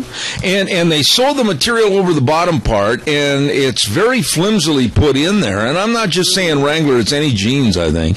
And you wear them for a little bit, and then all of a sudden you start to notice there's a wearing on the fabric, and then voila! All of a sudden that button pops off, and you've got a fairly good yet pair of pants, but your copper button is gone it's missing in action. It's M-I-A. And so that's when you go to Deanne and you say, Deanne. And then she laughs at me. I got at least 5 pairs of Wranglers on the shelf in the other room that have lost that copper button. And I said, would you please try to fix this? And she says, no, go buy another pair. She's not going to mess with them. Well, then why doesn't she just take those denims and make a denim quilt out of it? Are you kidding me? These are good Wranglers. They're just broken in. Well, if you're popping the buttons, mister, you ain't going to get in them until the buttons are fixed. It sounds like a personal problem to me. Yes. Mm-hmm. Okay. We've got to have a weather forecast. I never thought that we would talk on this program for 20 minutes about buttons. Buttons are an important thing, Jeff. Okay. They're overlooked and taken advantage of. There's another storyline there, but I think I'm going to be very hesitant to pursue it. Thank you. Sidestep it. I'm going to sidestep it. It's time for the weather forecast, brought to you this hour by Red's Trading Post. Pop your buttons and get in there at 203 5th Avenue South in Twin Falls. All the guns, ammo, and accessories, and really knowledgeable people. And they've got an inventory clearance going on right now on most of their new firearms, and many at below cost. You better get in there and see Ryan and the crew today at Red's Trading Post. Here now, Michael Rogers Weather. Hi, everybody. Michael Rogers from MichaelRogersWeather.com. You know, you're going to come out of this with a nice day, but tomorrow's not here yet. So, in your weather for today, the temperatures will be cooler. There's a slight chance of a thunderstorm. It's going to be cloudy. It's going to be yucky. You're going to sit there and go like, what happened to summer? And then you have yourself a nice weekend as you work your way toward Monday. So, 68 for the high today. Enjoy the weather. It's the only weather you got. Thank you very much, MichaelRogersWeather.com. Brought to you by Red's Trading Post, 203 5th Avenue South in Twin Falls. Give us a call. We'll talk about your buttons. Well, not necessarily your buttons, but we'll talk about anything from buttons to landing people on Mars or whatever. Give me a call, 436-2244, 1-866-927-4587. Life insurance, health insurance, retirement planning, employee benefits, all of these categories need to be addressed by you for the safety of your family and your business. So call the best, and that's Cameron and Siemens Insurance, Highway 24 in Rupert. Dean and Todd, dedicated and responsive to your needs. Make an appointment today. Call 436-4424. That number again, 436-4424. Cameron and Siemens Insurance in Rupert. Really nice people. Where were you 20 years ago during the O.J. run in the Bronco? Where were you 20 years ago when O.J. Simpson stood up in court and his lawyers said, if the gloves don't fit, you have to acquit? Where were you when we saw the nutty professor, Cato Caitlin, with his frizzy hair up on the witness stand? Where were you when Marcia Clark was trying to handle the prosecution? This joke of a trial, literally letting off a killer in the name of O.J. Simpson. I'll make this a little statement, and I'll see if Gina would agree with me. Gina's a journalist. She's been in the news. She understands what's going on when it comes to legal proceedings, etc. Gina, I'll say this. If the O.J. Simpson trial were today, I would bet you a steak dinner along with James. I'd take you out to eat. I would bet you a steak dinner that the trial would be completely different and they would find him absolutely guilty. Oh, without a doubt. Without a doubt. I really do believe that he would have been found guilty. Part of it is, the forensic evidence, the technology has, just grown leaps and bounds since then. And I just honestly think that how do I want to say it? The disposition of people nowadays, they're just automatically, they just want people to be guilty, just guilty and go away. O.J. Simpson, for some strange reason, you just touched on an aspect of this trial. He had he came in on the heels, as you remember, of the Rodney King trial. Mm-hmm. Remember that? And there was a feeling, not only in, pardon me? Can't we just all get along? Yeah, but there was a feeling in America at that time of abuse and innocent by all blacks. And I'm saying it the way it is, okay? They were crying the blues, saying that they'd been stepped on, walked on, etc. And so thus enter the O.J. Simpson trial. And no matter what he did as a football player, no matter what he did as a movie star, which he wasn't that big a star, but no matter what he did, and then he had a very, very beautiful blonde wife, and everything surrounding that trial made the public initially look at O.J. like, oh, poor O.J., they're trying to pin it on him. And he literally got away with 2 murders. Well, if you remember, right around that same time, they had the Watts riots. Yep. There was a lot of there was a lot of civil unrest going on at that time in Southern California. And so then you pop this on top of it, and, nobody wanted to, seem like they were all, it was all racial. Yeah. So I think that they were probably, because of the atmosphere in Southern California at that time, that they were probably a lot more sensitive than we are today. One of the things that never came up in the court case, in all the court case, it was not highlighted. If the big dude wasn't guilty, why was he laying on the back seat of the Bronco trying to get away, holding a .357 to his head, threatening suicide? I know.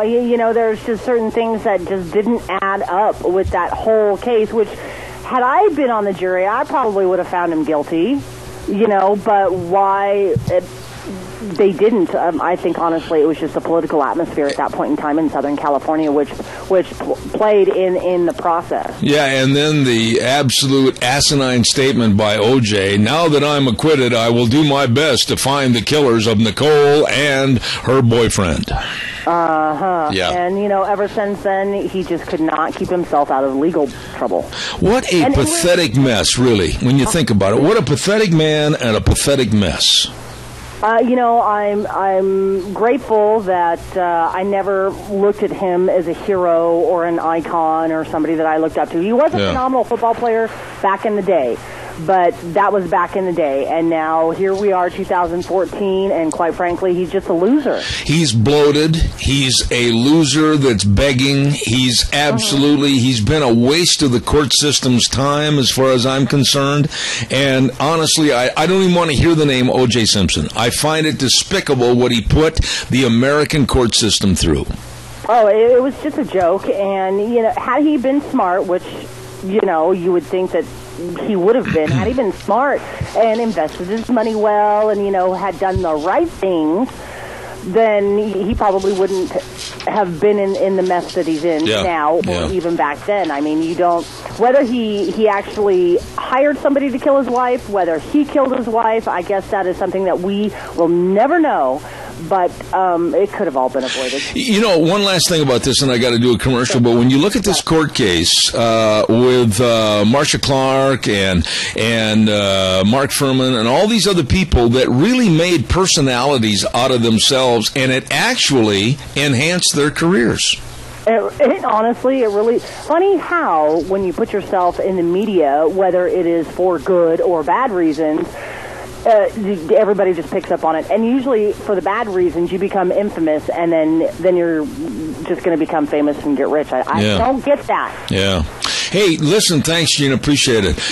Lee's Furniture, Floors, and More, 459 Overland in Burley. Oh, you can have complete rooms made simple. They're celebrating their 67th anniversary spectacular. Nobody down, no interest until June of 2014, which is right now on approved credit. Attaboy, Zeb. Read it like it is. Complete rooms made simple. Oh, my goodness. They've got absolute beautiful rooms for your home. And don't forget all the carpet. And don't forget all the mattresses. I mean, your comfort and the beautification of your home is very important to these people. They care. Stop in and talk to the professionals today at Lee's Furniture, Floors, and More at 459 Overland in Burley. They're waiting to serve you. Okay, now, next hour, what do we got cooking? Next hour, we got an old friend of mine coming on the program, Dan Gaynor, and we're going to go back over to the Middle East again and do more research on Iraq and the unrest over there and the Muslim dominance as to what the problems are. We're going to be talking to our dear friend Dan Gaynor, so stay tuned for that. And then we're going to have a gentleman on the program at 10:30 this morning. His name is Carl Graham, and he's the director of Coalition for Self-Government in the West. And I'm really looking forward to having him on the program. So stay tuned. Zeb at the Ranch. I'll be back in 6 minutes. You know what I did during the break? I ran my ink pen right through my thumb. Ouch. Yeah, it hurt. I was catching it, and it fell on the desk, and I went to get it, and you know the rest of that story. Mr. Incompetent strikes again. Good morning, everybody. Zeb at the Ranch, and brought to you by our major sponsor, your Magic Valley Les Schwab Tire Centers, all 7 locations serving you, along with some of our great advertisers, including Lee's Furniture, Floors, and More at 459 Overland in Burley, and Western Waste Services, always at your disposal. Get on the route service today. Call Kelly at 734-6969. Before we get our guest on the phone, and I always look forward to talking to my good old buddy Dan Gaynor, we want to remind you about the Chadwick Sports Grill, 139 West Main in Burley. What have they got on the menu today? Oh, one of my favorite meals, nice and simple and delicious, meatloaf and gravy with choice of potato, vegetables, and super salad, just $8.95. Oh, it is good. Always the menu delicious at the Chadwick Sports Grill. Love the environment with all the sports memorabilia there and the nice people. You're going to love it. The Chadwick Sports Grill, 139 West Main in Burley. You stop in and see them today. Let's go to the phone lines right now. And, of course, a gentleman that I always look forward to having on the air with the Media Research Center, and that's Dan Gaynor. Dan, good morning to you. How are you? Good morning. I'm doing great. It's always good to be had. Well, you're not really going to be had on this program. We're going to be straight up and honest, which you can't say the same for the government. Can't say the same for the government, can't say the same for the major media, can't say the same for much anything going on these days. It's pretty sad. Hey, Dan, I want to start first of all with the border. And last night, my wife and I were sitting there watching O'Reilly. And I don't often agree with O'Reilly. I think he's a blowhard bloviator most of the time. But last night I had to side with him. The Democratic strategist, Kirsten Powers, was sitting there, and she basically said that it didn't make any difference about the number of the kids, whether it was 5,000 or whether it was 100,000. We should take care of all of these illegal alien children coming into our country. Holy cow, Dan, that's the liberal mindset that we're going to be the panacea for everybody. We can't afford this problem. Well, I mean, we should take care of them until we send them back. There you go. And certainly, if your neighbor's kid wanders into your property, your neighbor's not home, you take care of him, and then you give him back to your neighbor, and he goes home. That's the other piece of this that the left doesn't want to talk about. These sending them home. I mean, when little kids can walk the thousands of miles across Mexico from El Salvador and into the United States, and then suddenly, as the major media have been reported, suddenly then we're not taking good enough care of them because they're eating cold food or they're not sleeping on really nice beds. That's silly. I think it was CBS the other night had somebody from the Salvadoran embassy on, and they didn't ask the obvious questions. They had this guy from the embassy on complaining about American treatment of the kids. But the obvious question is, well, many of these kids are Salvadoran. Are you taking them home today? That's the thing. These are Salvadoran citizens. What are you doing to take them back? What are you doing to give recompense to the United States for taking care of your criminal children? No, they don't want to talk about that. They don't want to ask those tough questions. You know, Dan, I've been on the border many times, and the Border Patrol, they are trained professionals, and if given the power that they should have, they can guard and keep our borders safe for each and every American citizen. But right now, literally, they're feeding baby pablum or they're changing diapers, and nobody right now today is watching the border on Texas and Arizona's border. We have no idea who's coming in. I know it'd be real expensive, but I'm surprised that Texas has not just decided saying the government's not going to, you guys enforce the border, we're going to. And just flat out overnight call out the National Guard and say clearly Texas needs to enforce its own border because the government won't. And that's it. Just flat out, and the same for Arizona. At some point in time, you would think, and I mean, that's the question. If government doesn't do its job, why aren't people in Washington, why aren't the press in Washington asking, how is it possible for thousands of children to walk all the way across Mexico and suddenly be so unable to take care of themselves that we're now, it's now a problem when we can't provide them with warm tortillas? And they were probably drinking out of who knows where and eating who knows what for thousands of miles. Most people walk around 3.5 miles, 3 miles an hour. Yeah. Okay? Well, when you do that for duration, I mean, there's a limit of how far you can walk. What do you walk at 20 miles a day, 30 miles a day? How many weeks does that take you to get across Mexico? Suddenly now they're unable to move. Suddenly now, oh my gosh, we inconvenience them by giving them cold food. Horrors. But wait a minute, Dan. That's why I wanted you on this program, because you're like me. You're a little cynical about what's going on. I'm not buying that these kids walk these 1,000 miles. I'm not buying that even the adults walk these 1,000 miles. I think this was a big rock that rolled off the hill and hit us right smack dab in the forehead by the Obama administration to force immigration reform and increase the numbers. That's what I think happened. I think it is possible that different groups work. They end up working toward the same aim without coordinating. I mean, I think a lot of people in the third world, I honestly, personally don't blame people who live in El Salvador or Mexico who want to come to the United States. I understand that. It's better here. We both know that. It's better here. But that doesn't mean that, the obvious American or particularly journalistic response to writing about this should be, oh, well, welcome aboard. We should take care of everybody. There are 7.1, I think, billion people in the world right now. We have about 316 million of those. So for the other 6.8 billion, are we supposed to welcome them all? Because, I mean, once you say the answer to that is no and it's ridiculous, then you're for securing our border. Because otherwise, we should just let everybody in and not worry about it. Absolutely.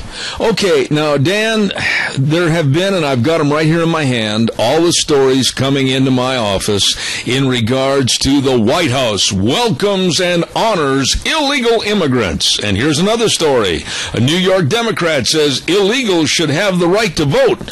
What is going on with the trashing and the stepping on our Constitution? Don't these people realize that we have laws? Well, I live in Maryland, where illegals can already vote in one jurisdiction. Oh, my goodness. Coma Park. But it's a very clearly coordinated opinion. If there are two political parties, I mean, this is the obvious question journalists should be asking that New York guy. If there are two political parties and one political party is for complete amnesty for immigrants, isn't your move to allow them to vote just blatantly encouraging more Democratic votes? Because that's what it is. I mean, flat out. That's what's going on here. The left, historically speaking, and I can say this as somebody who's descended from several different nationalities, but particularly from Irish. New immigrants to this country tend to vote for the people who give them things. Yeah.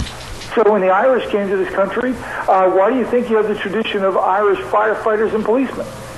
because those were patronage jobs. You couldn't give the top jobs to the new immigrants, but you could give public service jobs to the immigrants, and that's what happened. So they would vote for your party. Remember the whole idea of Tammany Hall? Yep. I thought we were past that. I thought New York particularly was past that, but apparently not. Let me throw this at you, Dan, and you're well versed in this, and you can tell me how way off base I am. Wouldn't there be room for a lawsuit from either Rick Perry in Texas or Jan Brewer in Arizona to sue the national government, the feds, for illegal transportation of illegal aliens because they, the government, moved them from Texas to Arizona? Wouldn't they be up for a lawsuit of being transporters of illegals? Sue for anything. I'm not a lawyer, so I can't say whether you win, but I don't see what you... I mean, the government has federal jurisdiction, around the country. Yeah. Really, immigration is a national issue, and so if they move people from one location to another to better care for them, I don't see how that wouldn't be defensible. And what's not defensible, but they're still doing it, is they refuse to enforce the border. Yeah. The reason why we have a problem of immigration is not just the fault of illegal immigrants, it's the fault that we have basically a turnstile instead of border security. Okay. We do not want Democrats and Republicans in Washington. This is the story that needs to get out there. If journalists wanted to be honest about this, Democrats and Republicans in Washington don't want to enforce the border, and here's why: because they're all afraid of offending future voters. That's right. We all know, everybody knows we're getting amnesty. It's going to happen sooner or later. The only question is what form it will take. Absolutely. All right, I want to shift gears a little bit in the time remaining, and I want you to address another, I'm so surprised this happened attitude that the Obama administration had regarding Iraq. They seem to think, it just happened. My goodness, we're surprised. This thing, anybody and everybody knew was going to blow up and be volatile with these insurgents. How come the Obama administration is so ill-prepared? They were ill-prepared for Ukraine as well. You're asking the question I wish they would ask in the press room. The Kurds, who are there on the ground, they knew this was happening. They were prepared for ISIS. They've been preparing for ISIS for the last year. We apparently were stunned. I remember the Obama administration actually wanted to provide arms to the people fighting Assad, and both liberals and conservatives, and I say this was a rare kind of coalition, but liberals and conservatives didn't want us to get involved in the Iraq civil war. The point was, while there were some sane groups fighting Assad in Syria, they didn't want to give arms because everybody shared them.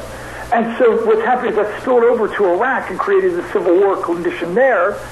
And anybody watching this, even when you look at some of the network journalists, you can tell they're not really surprised. They've seen ISIS growing for the last couple of years. Everybody looks like, wow, another foreign policy failure. Yeah. This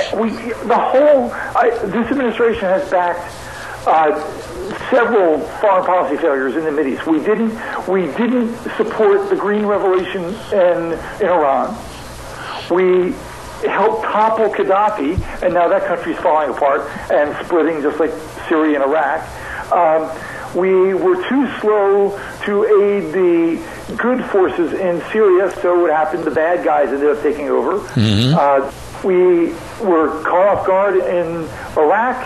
We just up and down the line. We've watched as some of the radical people in Saudi Arabia have funded ISIS, and we've done nothing about it. It said, well, you're supposed to be our allies, so we're not going to say anything. The whole Mideast is getting ready to blow up, and we're bystanders. Okay, let's take it from that point there then with your expertise. The whole area could blow up. We are looking at possibly Armageddon over there, and nobody seems to know how to put a lid on this thing. We've got the insurgents just, 30 miles out of Baghdad? If they try to take over Baghdad and they stymie and stop oil exports, what about the region? What about the world's stature as far as the economy is concerned? We could be seeing a tailspin by every country in this world. Well, I mean, the one thing, we have enough naval forces to even stop, I would say, in my personal opinion, to even stop Iran from dealing with the Persian Gulf.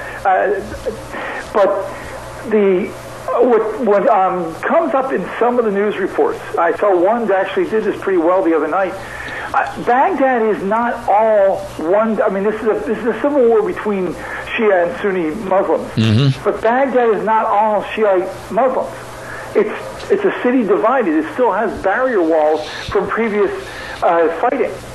It's got both groups there. So as the Sunni ISIS people come close to the city, there needs to be more reporting on.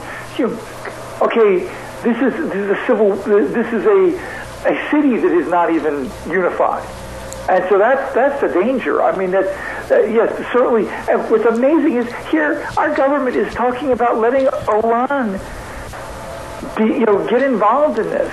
This is the same Iran. I haven't seen one news report saying this. This is the same Iran that backed Hezbollah, which killed 183 American Marines in Lebanon back when Reagan was president.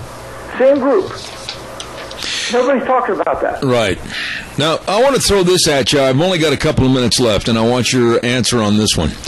A lot of people say that Obama is inept. A lot of people say he's in over his head. A lot of people say he's incompetent. But people like Dinesh D'Souza have said that he has planned chaos with everything that's going on. What are your thoughts about this lack of leadership by Barack Hussein Obama? Well, and my personal view is that, I mean, that he's done too many things that seem inept to not be inept. But that doesn't mean that everything he does. I mean, I think a lot of the things the administration does, very clearly we find out that they were orchestrated. And while the media has not said much about this, how can you look at the disappearance of emails from the IRS and think that was anything other than orchestrated? Mm-hmm. The IRS was used to attack conservative groups, to shut down dissent as a political move, the kind of thing you see in a third world dictatorship. And then the emails disappear? How is that not a front page story on every paper in the country? How? Possibly. Is that not, I mean, we talk about Richard Nixon, and I mean, he's used in our culture, in both news and entertainment, as sort of the pinnacle of dirty tricks in politics. Oh my God, well, Nixon didn't do this, or Nixon did that, or Nixon would have done, and it's still a punchline 40 years after the man resigned office. Yet, I mean, we're talking about something here that not one person in Washington believes these emails disappeared. So they were either forcibly deleted, in which case, you're talking about a criminal conspiracy that who knows how high that goes, or they haven't disappeared and they're just the IRS is lying to the Congress and to everybody else, in which case you got a criminal conspiracy about that. How could anybody look at this and think otherwise? Let me ask you one final thought here regarding Benghazi, and I almost laughed, but it's not funny, that all of a sudden yesterday they would come out and say that they caught one of the Benghazi killers, and this is the same individual that's been hiding out in plain sight. He's been interviewed on the networks. They knew where he lived. They knew who he was, and now all of a sudden it's a feather, supposedly, in the Obama cap for catching one of the Benghazi killers. To me, this is a sham. What are your thoughts? Well, I mean, I think everything, nothing in Washington is accidental. It's not accidental when Republicans do it. It's not accidental when Democrats do it. That the media did not connect the timeline of the Bergdahl case, where, I'm firing two of my top guys. I need a good press event, so I fire my guys on a Friday, and Saturday we have this exchange. And then this whole IRS thing blows up, and Iraq is falling apart, and suddenly, this guy, we've known where he is for 2 years, we're going to go grab it. That doesn't minimize the danger that it put, our military to go get him. But it does minimize the significance of something when pretty much every media outlet who wanted to find him was able to find him. Dan, when you look at the overall structure of things, you can't blame the voters for being so cynical about going to the polls, and we're seeing 18% voter turnout, 23%. People are jaded and thinking that things aren't going to get any better, aren't they? I guess I understand it. Today we watched the Patent and Trademark Office insert itself into politics by saying the Redskin name was derogatory. Oh, brother. Even though they've ruled that it wasn't several times, over the last 80 years. Suddenly, politics intrudes even into football. Yeah. When that happens, it's easy to understand people reaching a point where you can't trust the media, you can't trust politics. Who can you trust? Absolutely. One thing I can do is trust you always to give straight answers. Dan Gaynor with the Media Research Center, I really do appreciate you, and I want to wish you and yours a very great day and look forward to having you back in the future. Sounds great. You take care. Thanks, Dan. Straight answers about what's going on, and he has a rather cynical opinion of what's going back on the East Coast with our government, as I do. And we'll take more. I'll take a couple of calls. I've got time. Give me a jingle, 436-2244, 1-866-927-4587. Don't forget, now, look outside, and you're going to say, Zeb, what are you talking about? The weather's heating up. Well, it's going to be this weekend. Yeah, it's going to warm up, and I'm going to guarantee you it's going to be nice and warm, highs in the 90s. Go to the Drift Inn, 545 F Street in Rupert. Oh, the patio is open, and they've got delicious meals on the patio. They've got music. Everything is just first class. You're going to love it. The Drift Inn on the square in Rupert, a great place to go eat and relax. Absolutely. Hey, by the way, weather permitting, and I know Dave would want me to say that, weather permitting tonight, the Jerome County Fair Team Roping. The series continues on Wednesday night. Sign up at 6:30, rope at 7, and don't miss it. Dave Zanino, the stock contractor, it's going to be another good roping tonight. Jerome County Fairgrounds starting at 6:30 with the sign-ups. Good morning, caller. You're on the air. I just only have a quick comment, and I just want to say, with all the things that are going on, with all the scandals and all the things, I want to say, wow, people did not elect Mitt Romney because being a Mormon is such a horrible thing. And two, what do CNN and MSNBC and all the networks, what are they reporting on as far as news goes? Seriously, how can they not be reporting on this stuff? I do not understand it. Are they just having, baking contests and they're giving news on who won Miss USA? Because if anybody would open their window or their ears, they would actually have something to report. It is despicable. And by the way, at this point in time, Nixon pretty much looks like Abraham Lincoln of our day. I am just flabbergasted with all of the corruption that is running rampant. So I'm so sorry to everybody that Mitt Romney was a Mormon. Well, stay on the line. Because people didn't like it. Let me just say this. I wonder a lot of times when I, late at night and I can't sleep, I start thinking about different scenarios that took place during the presidential campaign between Romney and Obama. And I think back to one particular point of the debates when all of a sudden Romney had, I think, Obama on the ropes in regards to foreign policy. And Candy Crowley jumped in and saved the day for the president. And I think that was the turning point right there that absolutely defeated any chance for Romney to win the presidency. I would agree 100%. And then to come back 2 days later and to have Candy Crowley say, oh, you know what, by the way, Mitt Romney was right on that. And she said it under her breath, and they moved forward. And that's all that was ever said about that. Not one other news organization picked that up. You know what? It's so disgusting, and it is so saddening, and we just stand around as Americans, and we have no recourse in the situation at this point in time. I do appreciate your call this morning, and I will say this, and I'm not an advocate for them, and I'm not working for them, and I certainly don't draw a paycheck from them, and that's Fox News. They were the only network of any news society that carried anything about this debacle on the border with the kids coming in. ABC, CBS, and NBC, they ran away from it like it was a hot frying pan. They didn't want to touch it with a 10-foot pole.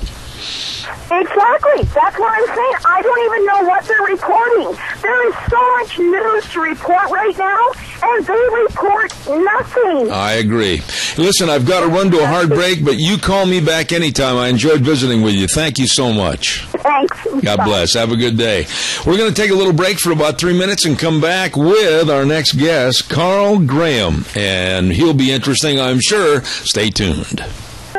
And now, back to Zeb at the Ranch on AM 1230 KBAR. To reach Zeb, call 436-2244 or toll free 1-866-927-4587. And now, here is Zeb Bell. Welcome back. Last half hour, Zeb at the Ranch. Kind of a rainy, chilly kind of a day right here in the Magic Valley. Don't forget Snyder's Surplus. We did a remote broadcast over there for the grand opening on Monday. Man, these are nice people. Leland, Tammy, the whole crew. They've got office chairs. What a selection. Over 700 of them to pick from. They've got office desks. They've got nightstands. And I'll tell you what, it's not just a military surplus store anymore. They've got everything. Their hours are 9 to 5, and they're looking forward to serving you. Stop over just south of the Rupert Elks, and they've got all kinds of grand opening specials for you. Snyder Surplus. You stop over and see those good folks today. Right now, let's get on the phone line, and I'm very excited to have this man on my program. He's the director of the Sutherland Coalition for Self-Government in the West, Mr. Carl Graham. Carl, good morning to you. How are you? Good morning. Doing well. Now, as we're calling you, I understand you're down in the Roadrunner state of New Mexico. Is that correct? That's right. In fact, we're just pulling into Deming, New Mexico. We're going to be talking to the New Mexico Association of Counties, bunch of county commissioners about this land transfer and the federal funding issues that we're working on in this state and a couple others, including Idaho, too. Well, now, Carl, I'm very good friends with our Speaker of the House and Representative Scott Bedke. I'm sure you probably have met Scott Bedke, and he's been on my program a couple of times already talking about states taking back a lot of the federal land. What is the status right now as to what's going on, and what's the potential of reclaiming much of federal land in their state? All right, the potential is great. The status is right now Utah has a bill on the books that demands that certain federal lands be turned over to the state. And we're talking about multiple use lands here, BLM and Forest Service primarily, so it's not national parks or wilderness areas and things like that. Idaho, Montana, Wyoming, and Arizona have bills that call for studying it, and they're in the process of doing that right now, looking at the economic, the political, and the practical questions that have to be answered before doing it. And we expect in 2015 probably Idaho as well as a couple of those other states are going to get legislation that matches or comes close to matching Utah's actual demand for the transfer of those lands. Carl, where's the negativity? I would imagine it's on the side of the feds. They don't want to see that land go back to state control because of possibly the land usage and opening up possibly mineral rights and everything else that could help our economy. Are they? What are they doing to stop this? Yeah, but the feds are mostly ignoring us right now. To the extent that they resist it, it's more of a bureaucratic inertia. There's a lot of job security in managing those lands, so you would expect that they wouldn't be excited about any changes to what they have right now, and that's not disparaging on them. That's just reacting to the incentives out there. But most of the active resistance just comes from really a lack of understanding of what we're trying to accomplish. There's a lot of folks who think that we just want to privatize it all, sell it to the highest bidder, and rape, ruin, and run it, that kind of thing. Which couldn't be further from the truth. We're conservationists. We want to make sure that this land is conserved for future generations, but also put to its highest use so that current generations, current families and communities can prosper and follow their dreams and live the lives they want to live. And that's becoming increasingly untenable and difficult as more and more of these lands that were meant for multiple use are being put to only one use, which is pretty much putting a fence around it. You know, Carl, I would imagine it goes without saying that by taking back and reclaiming some of these federal lands, this would absolutely be a boon for those respective states' economies. Oh, yeah, absolutely. We did a study just looking at energy resources, which Idaho actually has more than people probably recognize that are currently undeveloped, but they're there. But it's certainly other western states. And we're talking trillions of dollars in energy resources, billions of dollars in tax revenues, hundreds of thousands of jobs. And that's just the energy. In Idaho, of course, the timber industry has a lot to gain, and Mother Nature right now is managing a lot of forestry lands out there just through fires. We'd like to see those lands more responsibly managed in a way that both benefits the communities and produces a healthier forest. What do you do on a daily basis, Carl? I mean, what's your main objective and who you work for? I mean, what's your daily dose of trying to help the general public? What do you do for a living that helps me and everybody else in the Intermountain West? We're in the education business. We're a nonprofit, and so by law we can't get involved in the political side of this much as far as lobbying or trying to get people in office or things like that. And so what we do is we produce data and we produce reports, and we try to find the best way to communicate that information to people we think need it to make good policy decisions. So really we're in the information business. Okay. And right now, Carl, I see more than ever before in my lifetime a huge division, a separation between the rural and the urban populations, and a hate or a disdain for anybody that lives in rural lifestyles. Do you see it as strongly as I do? You know, that's one of the key issues we've got, I think, is this rural-urban divide, where folks in the urban centers, and by urban I just mean that's a population density, and it's a measure of how distant you are from somebody who actually works the land for a living in that rural production economy. It's not so much a disdain as a complete lack of understanding of how power gets into their walls, how food gets on their table, how gas gets into their cars, and so they favor policies that hurt that rural production economy. And it causes real harm to families and communities that I think are important for this country and the way of life. Where I came out of, where you came out of, and most of the people we know came out of, it's worth preserving. Is there an opportunity that you will be coming up into the Gem State, and maybe we could have you right here in the studio? I'd love to do that. I'm from Montana, and I get up there quite a bit, so I travel through your wonderful state. And that'd be wonderful to stop by and visit. What would you tell my audience? I know you've got to run, and we only had a limited time, but what would you tell my audience as far as what they should be doing, what they should be studying, and understand more why it would be beneficial for the states to take back some of those federal lands? I hope that they would go to, we've got a website, endfedaddiction.org, where we have just a wealth of information that people can use to talk to their neighbors, to talk to their elected representatives, and give them the information that will counter a lot of the disinformation that's out there about what our goals are with this initiative and the types of things we're trying to accomplish to improve that rural production economy. Just get smarter on it and be able to talk to their neighbors about it to counter that disinformation. All right, well, I want to say thank you very much, Carl, Director of the Sutherland Coalition for Self-Government in the West, Carl Graham. Now, please know that I don't want you to make yourself a stranger. Call me anytime. We'll get you back on the air and let us have an update as to what's happening.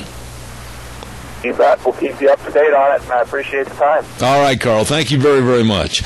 As you know, audience, we have had Scott Bedke on the program in regards to our state taking over the federal lands, not all of them, but at least a percentage of them. And it's a movement going on in many of the states in the West, and I'm going to support it as much as I can. I think states will be much, much better off in management of those lands than the federal government. We'll have you more information on this, and thanks to Carl Graham for calling in en route to Deming, New Mexico while we were on the phone. Give us a call, 436-2244, 1-866-927-4587. I'd like to hear from you, so give us a jingle on the landline. And while I'm going to have to pick up my pen, too. I just dropped that on the floor. I'm having a case of the dropsy here today. Everything I touch, I knock on the floor.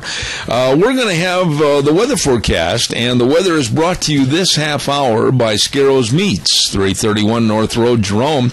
Number to call, 324-7657. They've been in business for over 20 years with their processing facility in Jerome, and they guarantee everything that they sell, and it is delicious.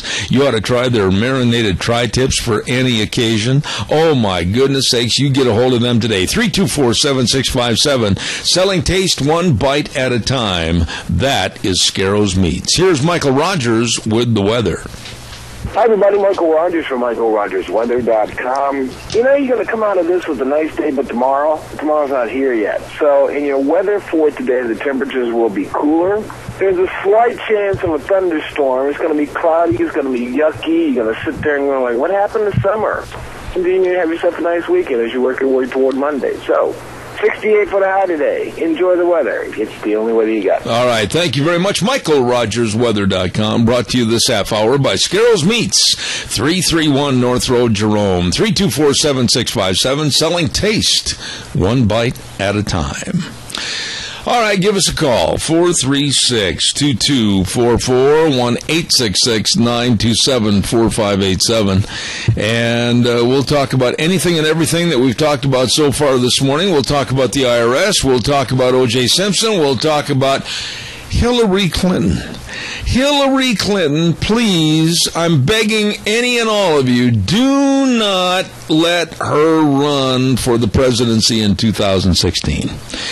I have sat and watched this woman answer questions, and personally, and I'm not saying this to be negative towards her, I'm not trying to be derogatory towards her, but remember when she supposedly fell and hit her head and had possibly a comatose type situation, etc.? I don't think it's gone away. This lady, as far as focusing on answers to questions and giving real good answers to questions, she can't do it. I was watching Brett Baer and Greta Van Susteren last night when they interviewed her, and I just had to shake my head. I certainly hope and pray that she does not run for the presidency in 2016. Good morning, caller. You're on the air. Good morning, Zeb. How are you this rainy day? Not too bad. What can I do for you, Mr. Conservative? Well, I'm part Native American, Zeb, and I certainly have no problem with the name of the Washington Redskins, and never have, and I'm certainly a lot more offended by those on the other side that just think I'm a dumb redneck cowboy from Idaho. You know something? I want to... That's a derogatory statement. Washington Redskins, I'm an enrolled member of the Prairie Band Potawatomi tribe out of Kansas, and I have no problem with it. Harry Reid, get a life. I got to tell you that, and I made this statement a couple of months ago on my program, Monty. If it is coerced that Dan Snyder has to change the name of the Washington Redskins, I made a promise on the air that every Monday on this program during the NFL season, I'll go over the scores, and I will always refer to the Washington Redskins as the Redskins. I am not going to accept a name change. I am not going to accept political correctness rammed down my throat. I, for one, will continue on the air of calling them Redskins. He hung up. Oh, I hated to hear that. Monty, I appreciate your call, but I didn't want you to hang up so soon. Gina, what do you think about that? Here we are wasting valuable time. We literally, while Nero fiddles, Rome is burning, and we've got problems in the Middle East. It's a tender powder keg right now. We've got all kinds of issues around the globe. We've got immigration problems that are just absolutely drowning our people on the border, and our Senate and Senate Majority Leader are more concerned about the Washington Redskins football team. Are you kidding me? Caller, go ahead, please. You're on the air. Good morning, Zeb. You know, I'm opposed to the name Washington, not the Redskins. Who would want a disgraceful name with the way our Congress is disgracing our country and our president?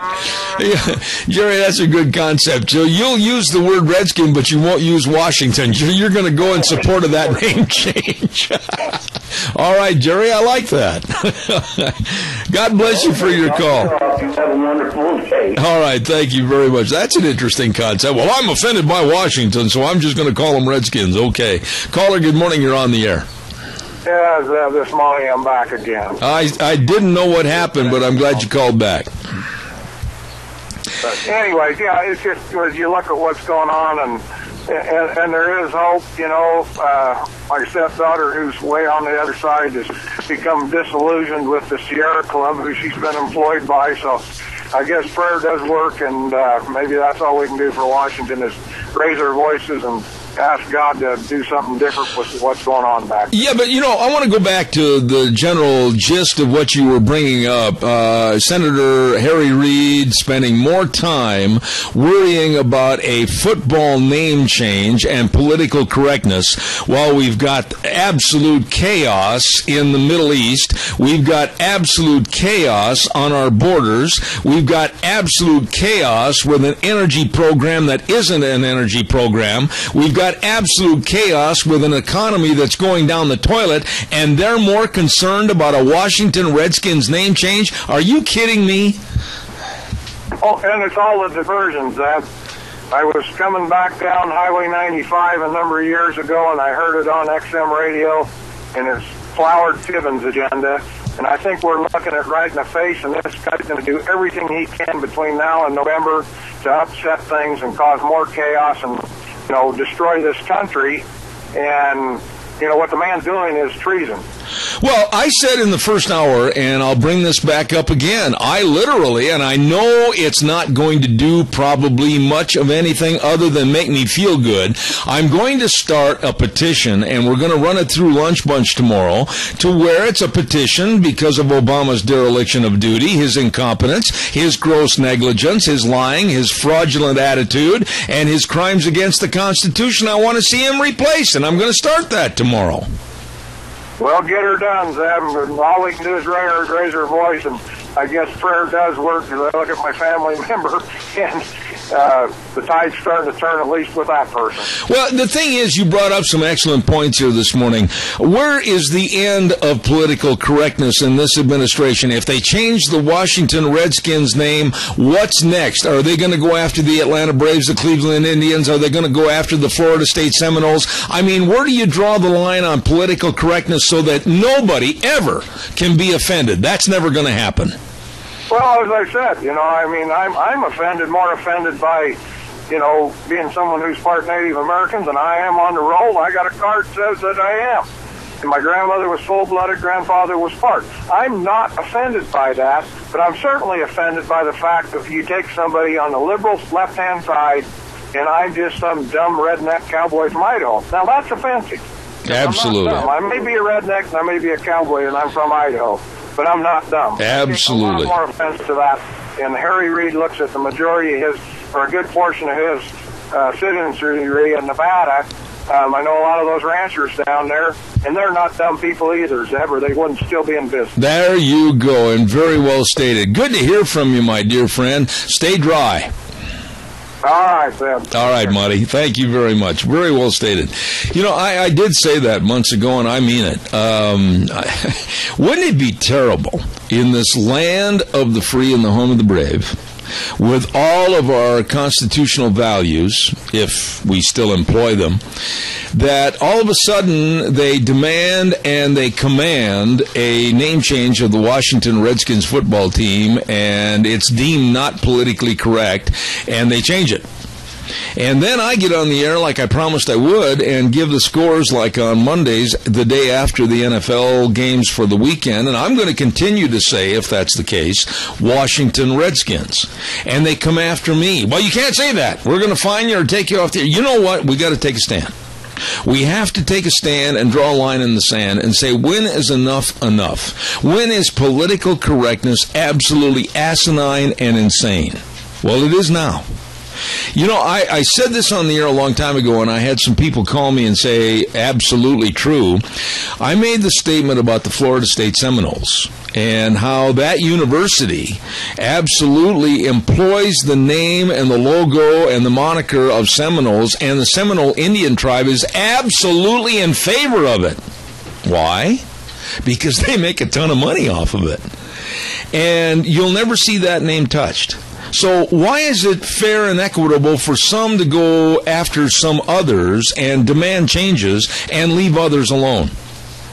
And so therefore, I say enough is enough. Harry Reid, despicable human being, and the Obama administration and everybody else that wants a perfect society where nobody is offended, that's never going to happen. And I guess maybe I could say in somewhat jest, I'm going to continue to offend as many people as possible. Calls are welcome, 436-2244, 1-866-927-4587. Give me a call. Don't forget your Magic Valley Les Schwab Tire Centers, all 7 locations serving you with the best in service, the best in tires, the best in brake service, the best in front-end alignments, shocks and struts, batteries, the custom wheels for your vehicle, the best, and the best in credit plans, too. They really take care of you, and they've got the free peace of mind tire protection along with free lifetime tire and mileage care. What more could you ask for? It's all there at your Magic Valley Les Schwab Tire Centers with Lane and Rupert, Dave on Blue Lakes and Twin, Mike and Buell, Mike and Jerome, the Twist family and Paul, John on Poline and Twin Falls, and Randy on Overland and Burley. The best. Your Magic Valley Les Schwab Tire Centers. Still have time for some more calls. Give me a jingle, 436-2244, 1-866-927-4587. Gina, what do you think? You know, where do you draw the line on this? You know, supposedly somebody down the line might say, oh, the name Vandal. That sounds almost like a crime-ridden team. We're going to change the Idaho Vandals to something else. You know, it could happen. It honestly could happen. We would find it rather funny because if anybody knows the Vandals, we're nasty and inebriated. We're not looters. Excuse me, I almost fell off my chair. I can see Larry Hudig driving into the barrel pit when you said this. Well, the whole thing is that, you know, N and I at the U of I, and so it was a news story a couple years ago, and so it has just kind of stuck. But as far as what our legislators, our elected officials are concentrating on is absolutely ludicrous. Okay, so, you know, let the Washington Redskins keep their name. I don't care. I care what's going on with my taxes. I care about the unemployment rate. I care about my troops. I care about what's going on in this country for the citizens of this country, and apparently our elected leaders don't. How petty. I mean, how absolutely petty is it to spend and waste time on a name and moniker and logo change to a professional football team that's had that for 80 years? And, you know, the other thing is, what business is it of theirs, the politicians and everyone else? Really, what business of it is it? And I'm sick and tired of political correctness. Now, I could say, we could say something about the hockey team or a baseball team or any team, and somebody could say, well, you know, Blue Jays, that offends me. I think that's not fair to the Audubon Society, and I don't think they ought to have a baseball team named Toronto Blue Jays, so we should change it. When do you, no, seriously, when do you stop being offended? No, exactly. Where do you draw a line? Look, this is the United States of America, where we have the right to speak our opinion. You have the right to be offended, just like I have the right to be offended, but we also have the right to offend each other. That's right. It's called freedom of speech. As long as you have some adult discourse about it, instead of stomping your feet and, I will my way because I don't like that. That offends me. Yep. Who cares? Who cares? Amen. And I will continue to call them the Redskins. I will continue to call the Atlanta Braves the Braves. I will continue to call the Cleveland Indians the Indians. I'm not going to change. No, you shouldn't. And Al wants to weigh in on this. All right. Al, good morning. Quickly, I've got about a minute and a half. Good morning. Mr. Reed, that team's name is 80-some years old. Get your damn nose out of it and shut up and do your job. Well, that was kind of short and succinct. Well, that's the way it is. All right, Al. Hey, thanks, my friend. Let's take a look at tomorrow's list. Tomorrow, being Thursday, you know, of course, we've got the Chamber Report, we've got the gardening show from Miss Vicky, we've got Dog Nation, we've got Rita Ramsey, we've got Starving to Death, we've got Cassia County Schools Report, we've got the Rupert 4th of July coming on, and we've got educator Kyle Olson. Absolutely a great schedule tomorrow on Thursday. And then don't forget, we're all going to head to Denny's Restaurant. Yep. We've got Lunch Bunch, so don't you miss it. Tomorrow at 11:30, Lunch Bunch for the month of June. Looking forward to seeing everybody there. Thank you, one and all. We are going to put things away for today and get ready for the next program on our show, and I should say our station. We want to remind you to tune in tomorrow morning at 8:06. We'll saddle the horse and ride for 3 hours. And remember, the way things were are the way things ought to be. And Gina, thank you as always for a wonderful job. Stay dry. And I think, according to what Michael said, what are we going to be looking at? Like 90 degrees by Friday and Saturday, so we're going to warm things up. Let's hope so. All right. You have a good day. I'll see you tomorrow morning.